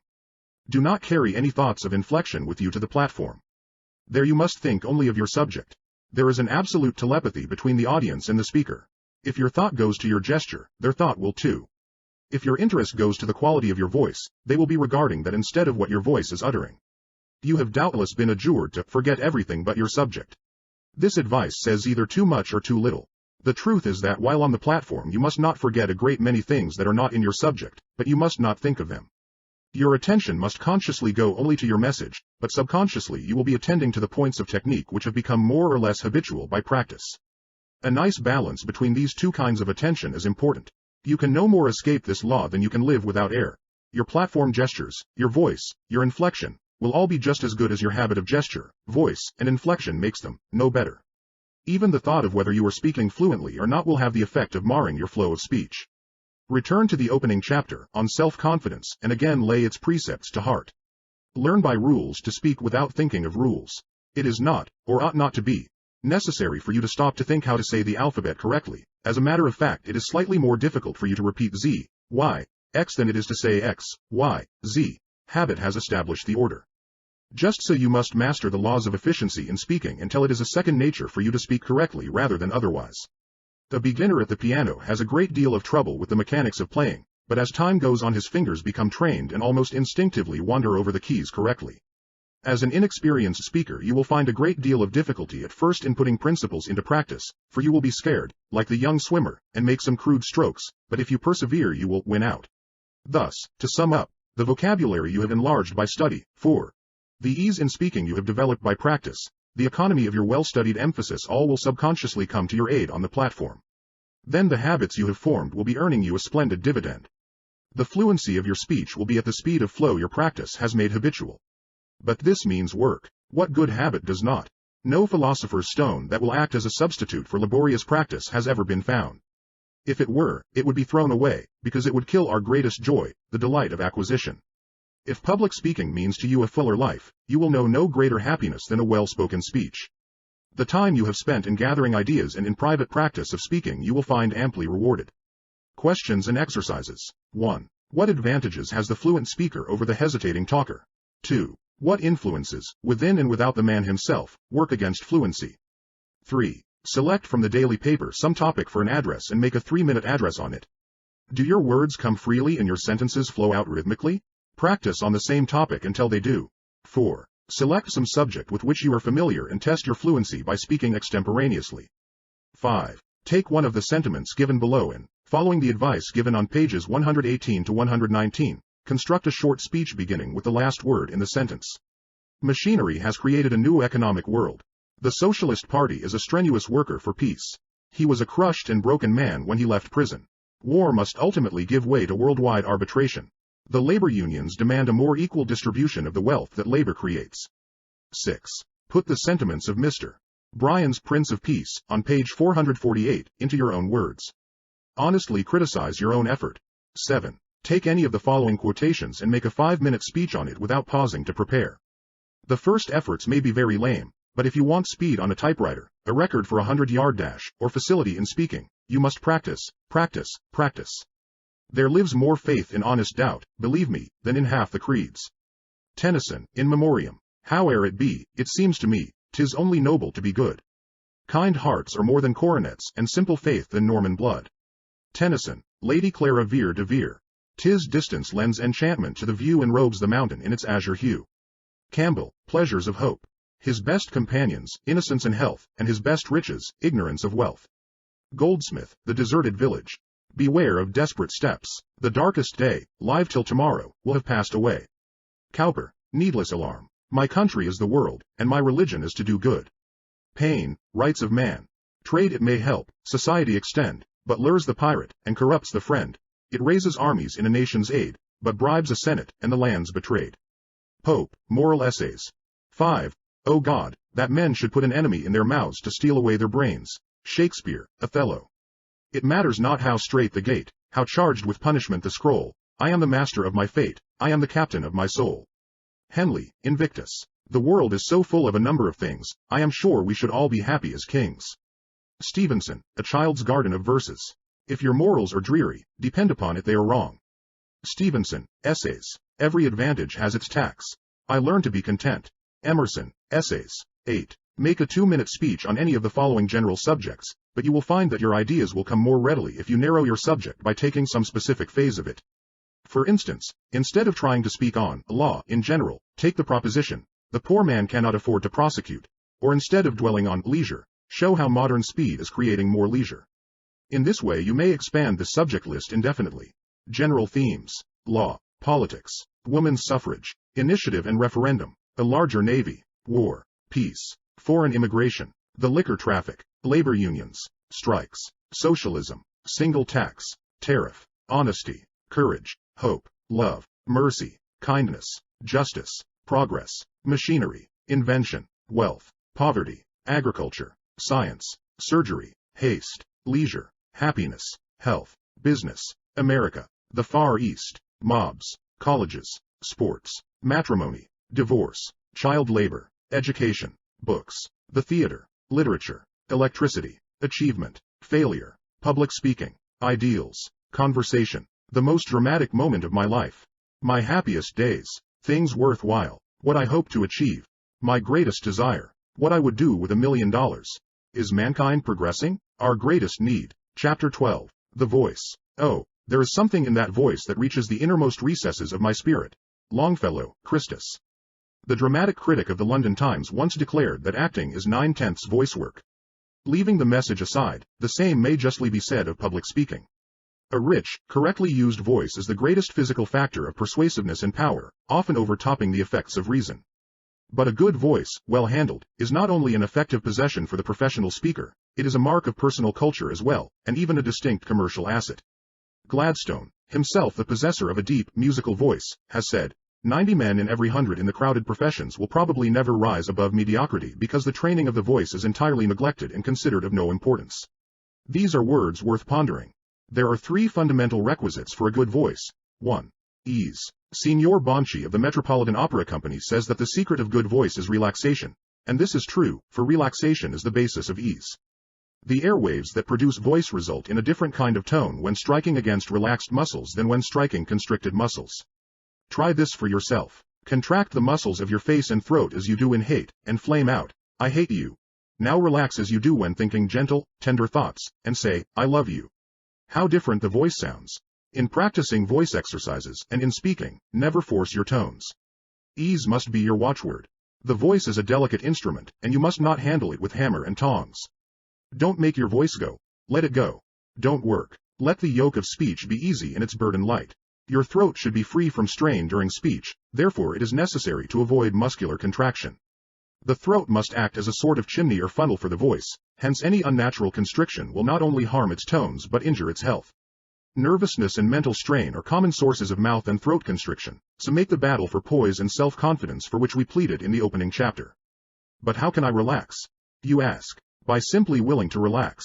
Hold your arm out straight from your shoulder. Now, withdraw all power and let it fall. Practice relaxation of the muscles of the throat by letting your neck and head fall forward. Roll the upper part of your body around, with the waistline acting as a pivot. Let your head fall and roll around as you shift the torso to different positions. Do not force your head around, simply relax your neck and let gravity pull it around as your body moves. Again, let your head fall forward on your breast. Raise your head, letting your jaw hang. Relax until your jaw feels heavy, as though it were a weight hung to your face. Remember, you must relax the jaw to obtain command of it. It must be free and flexible for the molding of tone, and to let the tone pass out unobstructed. The lips also must be made flexible, to aid in the molding of clear and beautiful tones. For flexibility of lips, repeat the syllables, mo, me. In saying mo, bring the lips up to resemble the shape of the letter O. In repeating me, draw them back as you do in a grin.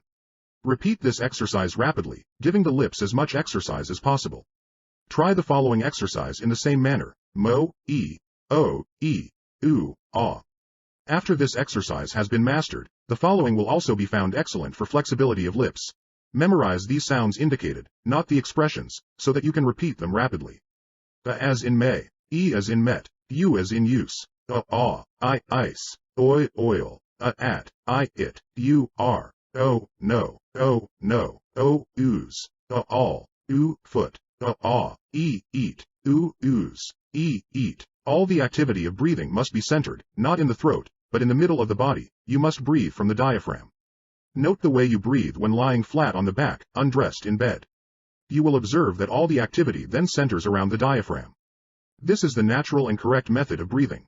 By constant watchfulness, make this your habitual manner, for it will enable you to relax more perfectly the muscles of the throat.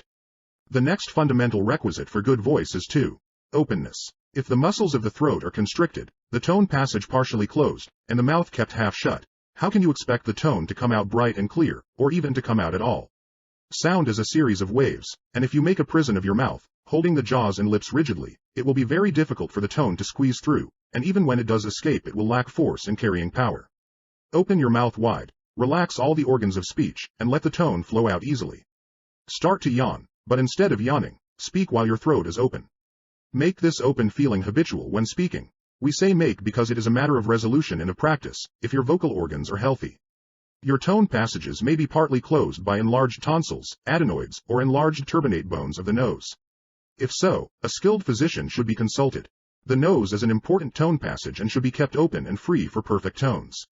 What we call talking through the nose is not talking through the nose, as you can easily demonstrate by holding your nose as you talk. If you are bothered with nasal tones caused by growths or swellings in the nasal passages, a slight, painless operation will remove the obstruction. This is quite important, aside from voice, for the general health will be much lowered if the lungs are continually starved for air. The final fundamental requisite for good voice is 3. Forwardness. A voice that is pitched back in the throat is dark, somber, and unattractive. The tone must be pitched forward, but do not force it forward. You will recall that our first principle was ease. Think the tone forward and out. Believe it is going forward, and allow it to flow easily. You can tell whether you are placing your tone forward or not by inhaling a deep breath and singing ah with the mouth wide open, trying to feel the little delicate sound waves strike the bony arch of the mouth just above the front teeth.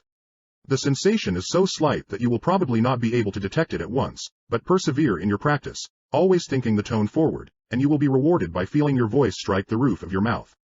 A correct forward placing of the tone will do away with the dark, throaty tones that are so unpleasant, inefficient, and harmful to the throat. Close the lips, humming ing, I am, or in. Think the tone forward. Do you feel it strike the lips? Hold the palm of your hand in front of your face and say vigorously crash, dash, whirl, buzz. Can you feel the forward tone strike against your hand? Practice until you can. Remember, the only way to get your voice forward is to put it forward. How to develop the carrying power of the voice. It is not necessary to speak loudly in order to be heard at a distance. It is necessary only to speak correctly. Edith Wynne Matheson's voice will carry in a whisper throughout a large theater. A paper rustling on the stage of a large auditorium can be heard distinctly in the furthermost seat in the gallery. If you will only use your voice correctly, you will not have much difficulty in being heard. Of course, it is always well to address your speech to your furthest auditors. If they get it, those nearer will have no trouble, but aside from this obvious suggestion, you must observe these laws of voice production. Remember to apply the principles of ease, openness and forwardness. They are the prime factors in enabling your voice to be heard at a distance. Do not gaze at the floor as you talk. This habit not only gives the speaker an amateurish appearance, but if the head is hung forward, the voice will be directed towards the ground instead of floating out over the audience. Voice is a series of air vibrations. To strengthen it, two things are necessary: more air or breath, and more vibration. Breath is the very basis of voice. As a bullet with little powder behind it will not have force and carrying power, so the voice that has little breath behind it will be weak. Not only will deep breathing from the diaphragm, give the voice a better support, but it will give it a stronger resonance by improving the general health.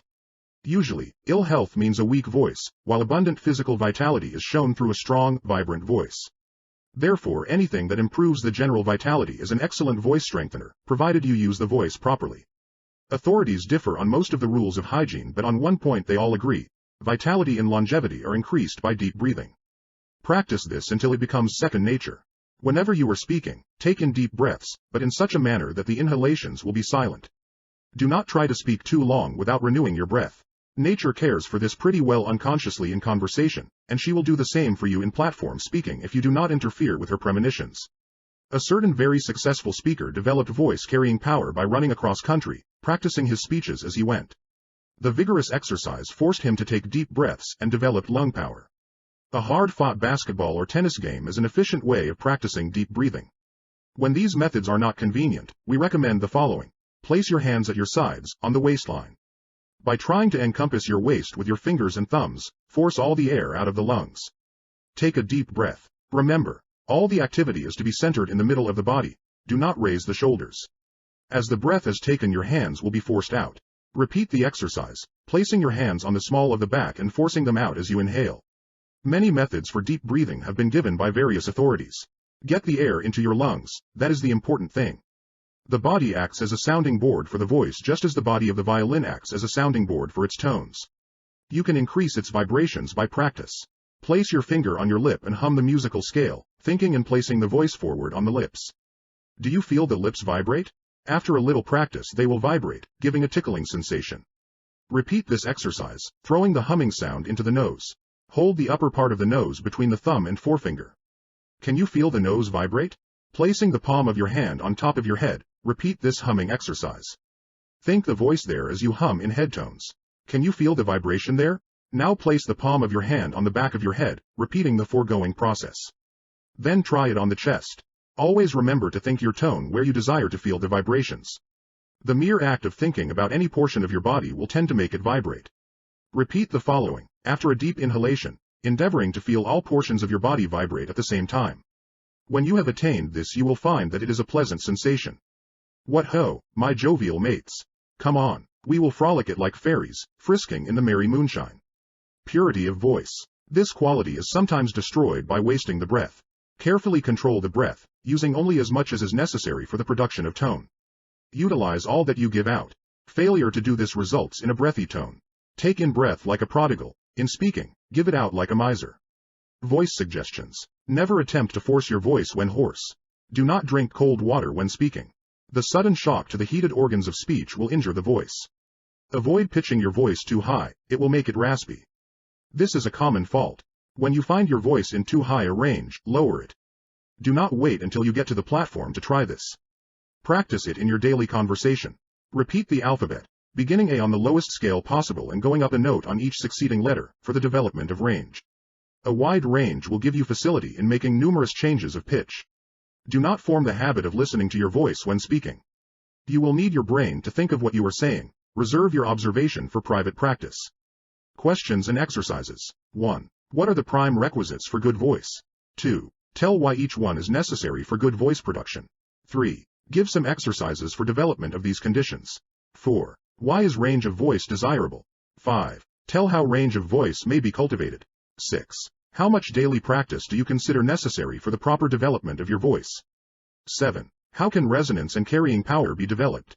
8. What are your voice faults? 9. How are you trying to correct them? Chapter 13. Voice charm. A cheerful temper joined with innocence will make beauty attractive, knowledge delightful, and wit good-natured. Joseph Addison, the Tattler.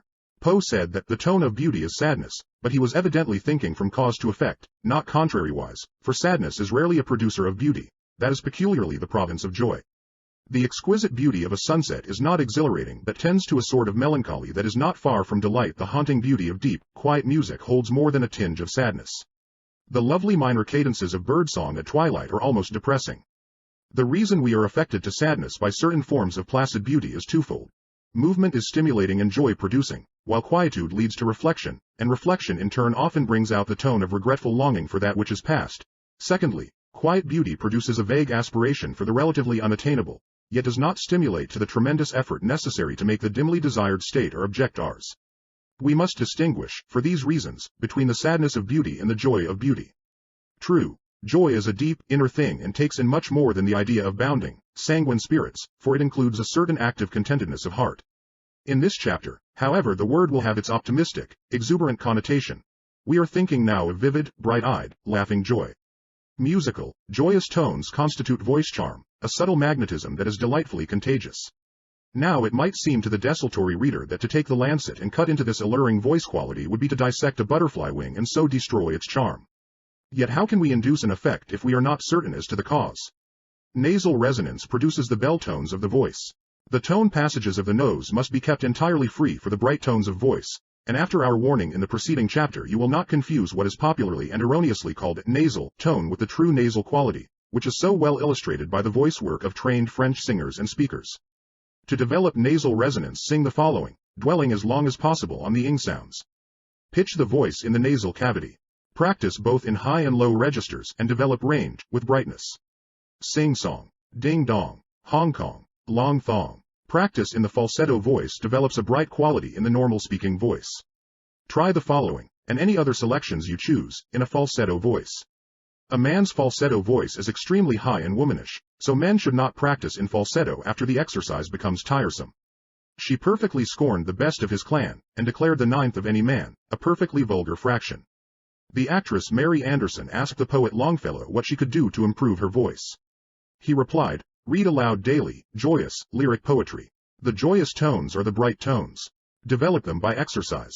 Practice your voice exercises in an attitude of joy. Under the influence of pleasure the body expands, the tone passages open, the action of heart and lungs is accelerated, and all the primary conditions for good tone are established. More songs float out from the broken windows of the Negro cabins in the South than from the palatial homes on Fifth Avenue. Henry Ward Beecher said the happiest days of his life were not when he had become an international character, but when he was an unknown minister out in Lawrenceville, Ohio, sweeping his own church, and working as a carpenter to help pay the grocer. Happiness is largely an attitude of mind, of viewing life from the right angle. The optimistic attitude can be cultivated, and it will express itself in voice charm. A telephone company recently placarded this motto in their booths, the voice with the smile wins. It does. Try it. Reading joyous prose, or lyric poetry, will help put smile and joy of soul into your voice. The following selections are excellent for practice. Remember that when you first practice these classics you are to give sole attention to two things, a joyous attitude of heart and body, and bright tones of voice.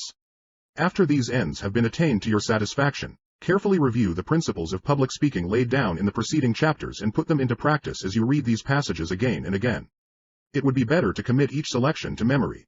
Selections for practice. From Milton's L'Allegro. Haste thee, nymph, and bring with thee jest, and youthful jollity, quips and cranks and wanton wiles, nods and becks, and wreathed smiles, such as hang on Hebe's cheek, and love to live in dimple sleek, sport that wrinkled care derides, and laughter holding both his sides.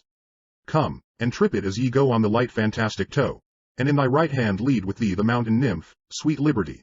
And, if I give thee honor due, mirth, admit me of thy crew, to live with her, and live with thee, in unreproved pleasures free. To hear the lark begin his flight, and singing, startle the dull night from his watchtower in the skies, till the dappled dawn doth rise. Then to come in spite of sorrow, and at my window bid good morrow through the sweetbriar, or the vine, or the twisted eglantine. While the cock with lively din scatters the rear of darkness thin, and to the stack, or the barn door, stoutly struts his dames before. Oft listening how the hounds and horn cheerly rouse the slumbering morn, from the side of some hoar hill, through the high wood echoing shrill. Sometime walking, not unseen, by hedgerow elms, on hillocks green, right against the eastern gate, where the great sun begins his state, robed in flames and amber light, the clouds in thousand liveries dight, while the ploughman near at hand whistles o'er the furrowed land, and the milkmaid singing blithe, and the mower whets his scythe, and every shepherd tells his tale, under the hawthorn in the dale. The sea, the sea, the sea, the open sea, the blue, the fresh, the fever-free. Without a mark, without a bound, it runneth the earth's wide regions round. It plays with the clouds, it mocks the skies, or like a cradled creature lies. I'm on the sea, I'm on the sea, I am where I would ever be, with the blue above and the blue below, and silence wheresoe'er I go. If a storm should come and awake the deep, what matter? I shall ride and sleep.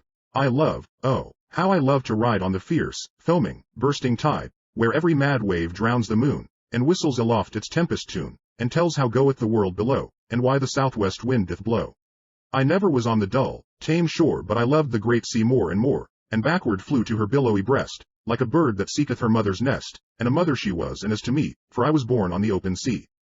The waves were white, and red the morn, in the noisy hour when I was born. The whale it whistled, the porpoise rolled, and the dolphins bared their backs of gold, and never was heard such an outcry wild, as welcome to life the ocean child. I have lived, since then, in calm and strife, full 50 summers a rover's life, with wealth to spend, and a power to range, but never have sought or sighed for change, and death, whenever he comes to me, shall come on the wide, unbounded sea. Barry Cornwall. The sun does not shine for a few trees and flowers, but for the wide world's joy. The lonely pine upon the mountain top waves its somber boughs, and cries, Thou art my son. And the little meadow violet lifts its cup of blue, and whispers with its perfumed breath, Thou art my son. And the grain in 1,000 fields rustles in the wind, and makes answer, Thou art my son. And so God sits effulgent in heaven, not for a favored few, but for the universe of life, and there is no creature so poor or so low that he may not look up with childlike confidence and say, My Father. Thou art mine. Henry Ward Beecher. The lark, bird of the wilderness, blithesome and cumberless, sweet be thy maiden o'er moorland and lea. Emblem of happiness, blessed is thy dwelling place. Oh, to abide in the desert with thee. Wild is thy lay, and loud, far in the downy cloud, love gives it energy, love gave it birth. Where, on thy dewy wing where art thou journeying? Thy lay is in heaven, thy love is on earth. O'er fell and fountain sheen, o'er moor and mountain green, o'er the red streamer that heralds the day. Over the cloudlet dim, over the rainbow's rim, musical cherub, soar, singing, away. Then, when the gloaming comes, low in the heather blooms, sweet will thy welcome and bed of love be. Emblem of happiness, blessed is thy dwelling place. Oh, to abide in the desert with thee. James Hogg. In joyous conversation there is an elastic touch, a delicate stroke, upon the central ideas, generally following a pause. This elastic touch adds vivacity to the voice. If you try repeatedly, it can be sensed by feeling the tongue strike the teeth. The entire absence of elastic touch in the voice can be observed in the thick tongue of the intoxicated man. Try to talk with the tongue lying still in the bottom of the mouth, and you will obtain largely the same effect. Vivacity of utterance is gained by using the tongue to strike off the emphatic idea with a decisive, elastic touch. Deliver the following with decisive strokes on the emphatic ideas. Deliver it in a vivacious manner, noting the elastic touch action of the tongue. A flexible, responsive tongue is absolutely essential to good voice work. From Napoleon's address to the Directory on his return from Egypt, what have you done with that brilliant France which I left you? I left you at peace, and I find you at war. I left you victorious, and I find you defeated. I left you the millions of Italy, and I find only spoliation and poverty. What have you done with the 100,000 Frenchmen, my companions in glory? They are dead. This state of affairs cannot last long. In less than 3 years it would plunge us into despotism. Practice the following selection, for the development of elastic touch. Say it in a joyous spirit. using the exercise to develop voice charm in all the ways suggested in this chapter. The brook. I come from haunts of coot and hern, I make a sudden sally, and sparkle out among the fern, to bicker down a valley. By 30 hills I hurry down, or slip between the ridges, by 20 thorps, a little town, and half a hundred bridges. Till last by Philip's farm I flow to join the brimming river, for men may come and men may go, but I go on forever. I chatter over stony ways, in little sharps and trebles, I bubble into eddying bays, I babble on the pebbles. With many a curve my banks I fret, by many a field and fallow, and many a fairy foreland set with willow weed and mallow. I chatter, chatter, as I flow to join the brimming river, for men may come and men may go, but I go on forever. I wind about, and in and out, with here a blossom sailing, and here and there a lusty trout, and here and there a grayling, and here and there a foamy flake upon me, as I travel, with many a silvery water break above the golden gravel, and draw them all along, and flow to join the brimming river, for men may come and men may go, but I go on forever. I steal by lawns and grassy plots, I slide by hazel covers, I move the sweet forget-me-nots that grow for happy lovers. I slip, I slide, I gloom, I glance, among my skimming swallows, I make the netted sunbeam dance against my sandy shallows, I murmur under moon and stars in brambly wildernesses, I linger by my shingly bars, I loiter round my cresses, and out again I curve and flow to join the brimming river, for men may come and men may go, but I go on forever. Alfred Tennyson. The children at play on the street, glad from sheer physical vitality, display a resonance and charm in their voices quite different from the voices that float through the silent halls of the hospitals. A skilled physician can tell much about his patient's condition from the mere sound of the voice. Failing health, or even physical weariness, tells through the voice. It is always well to rest and be entirely refreshed before attempting to deliver a public address. As to health, neither scope nor space permits us to discuss here the laws of hygiene. There are many excellent books on this subject. In the reign of the Roman Emperor Tiberius, one senator wrote to another, "To the wise, a word is sufficient. The apparel oft proclaims the man. The voice always does, it is one of the greatest revealers of character." The superficial woman, the brutish man, the reprobate, the person of culture, often discloses inner nature in the voice, for even the cleverest dissembler cannot entirely prevent its tones and qualities being affected by the slightest change of thought or emotion. In anger it becomes high, harsh, and unpleasant, in love low, soft, and melodious. The variations are as limitless as they are fascinating to observe. Visit a theatrical hotel in a large city, and listen to the buzzsaw voices of the chorus girls from some burlesque attraction. The explanation is simple: buzzsaw lives. Emerson said, "When a man lives with God his voice shall be as sweet as the murmur of the brook or the rustle of the corn." It is impossible to think selfish thoughts and have either an attractive personality, a lovely character, or a charming voice. If you want to possess voice charm, cultivate a deep, sincere sympathy for mankind. Love will shine out through your eyes and proclaim itself in your tones. One secret of the sweetness of the canary's song may be his freedom from tainted thoughts. Your character beautifies or mars your voice.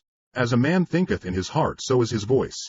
Questions and exercises. 1. Define a charm. B. Joy. C. Beauty. 2. Make a list of all the words related to joy. 3. Write a 3-minute eulogy of the joyful man. 4. Deliver it without the use of notes. Have you carefully considered all the qualities that go to make up voice charm in its delivery? 5. Tell briefly in your own words what means may be employed to develop a charming voice. 6. Discuss the effect of voice on character. 7. Discuss the effect of character on voice. 8. Analyze the voice charm of any speaker or singer you choose. 9. Analyze the defects of any given voice. 10. Make a short humorous speech imitating certain voice defects, pointing out reasons. 11. Commit the following stanza and interpret each phase of delight suggested or expressed by the poet.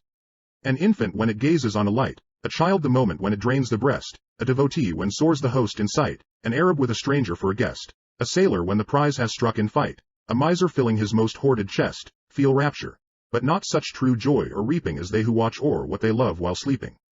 Byron, Don Juan, Chapter 14. Distinctness and precision of utterance. In man speaks God. Hesiod, words and days. And endless are the modes of speech, and far extends from side to side the field of words. Homer, Iliad. In popular usage the terms pronunciation, enunciation, and articulation are synonymous, but real pronunciation includes 3 distinct processes, and may therefore be defined as the utterance of a syllable or a group of syllables with regard to articulation, accentuation, and enunciation. Distinct and precise utterance is one of the most important considerations of public speech. How preposterous it is to hear a speaker making sounds of inarticulate earnestness under the contented delusion that he is telling something to his audience. Telling means communicating. and how can he actually communicate without making every word distinct? Slovenly pronunciation results from either physical deformity or habit. A surgeon or a surgeon-dentist may correct a deformity, but your own will, working by self-observation and resolution in drill, will break a habit. All depends upon whether you think it worthwhile. Defective speech is so widespread that freedom from it is the exception. It is painfully common to hear public speakers mutilate the King's English. If they do not actually murder it, as Curran once said, they often knock an eye out. A Canadian clergyman, writing in the Homiletic Review, relates that in his student days, a classmate who was an Englishman supplied a country church for a Sunday. On the following Monday he conducted a missionary meeting. In the course of his address he said some farmers thought they were doing their duty toward missions when they gave their HODDS and hens to the work, but the Lord required more. At the close of the meeting a young woman seriously said to a friend, "I am sure the farmers do well if they give their hogs and hens to missions. It is more than most people can afford. It is insufferable effrontery for any man to appear before an audience who persists in driving the H out of happiness, home and heaven, and, to paraphrase Waldo Masaros, will not let it rest in hell. He who does not show enough self-knowledge to see in himself such glaring faults, nor enough self-mastery to correct them, has no business to instruct others. If he can do no better, he should be silent. If he will do no better, he should also be silent." Barring incurable physical defects, and few are incurable nowadays, the whole matter is one of will. The catalogue of those who have done the impossible by faithful work is as inspiring as a roll call of warriors. "The less there is of you," says Nathan Shepard, "the more need for you to make the most of what there is of you." Articulation. Articulation is the forming and joining of the elementary sounds of speech. It seems an appalling task to utter articulately the third of a million words that go to make up our English vocabulary, but the way to make a beginning is really simple. Learn to utter correctly, and with easy change from one to the other, each of the 44 elementary sounds in our language. The reasons why articulation is so painfully slurred by a great many public speakers are 4. Ignorance of the elemental sounds, failure to discriminate between sounds nearly alike, a slovenly, lazy use of the vocal organs, and a torpid will. Anyone who is still master of himself will know how to handle each of these defects. The vowel sounds are the most vexing source of errors, especially where diphthongs are found. Who has not heard such errors as are hit off in this inimitable verse by Oliver Wendell Holmes? Learning condemns beyond the reach of hope the careless lips that speak of soap for soap. Her edict exiles from her fair abode the clownish voice that utters road for road. Less stern to him who calls his coat a coat and steers his boat believing it a boat. She pardoned one, our classic city's boast, who said at Cambridge, most instead of most, but knit her brows and stamped her angry foot to hear a teacher call a root a root. The foregoing examples are all monosyllables, but bad articulation is frequently the result of joining sounds that do not belong together. For example, no one finds it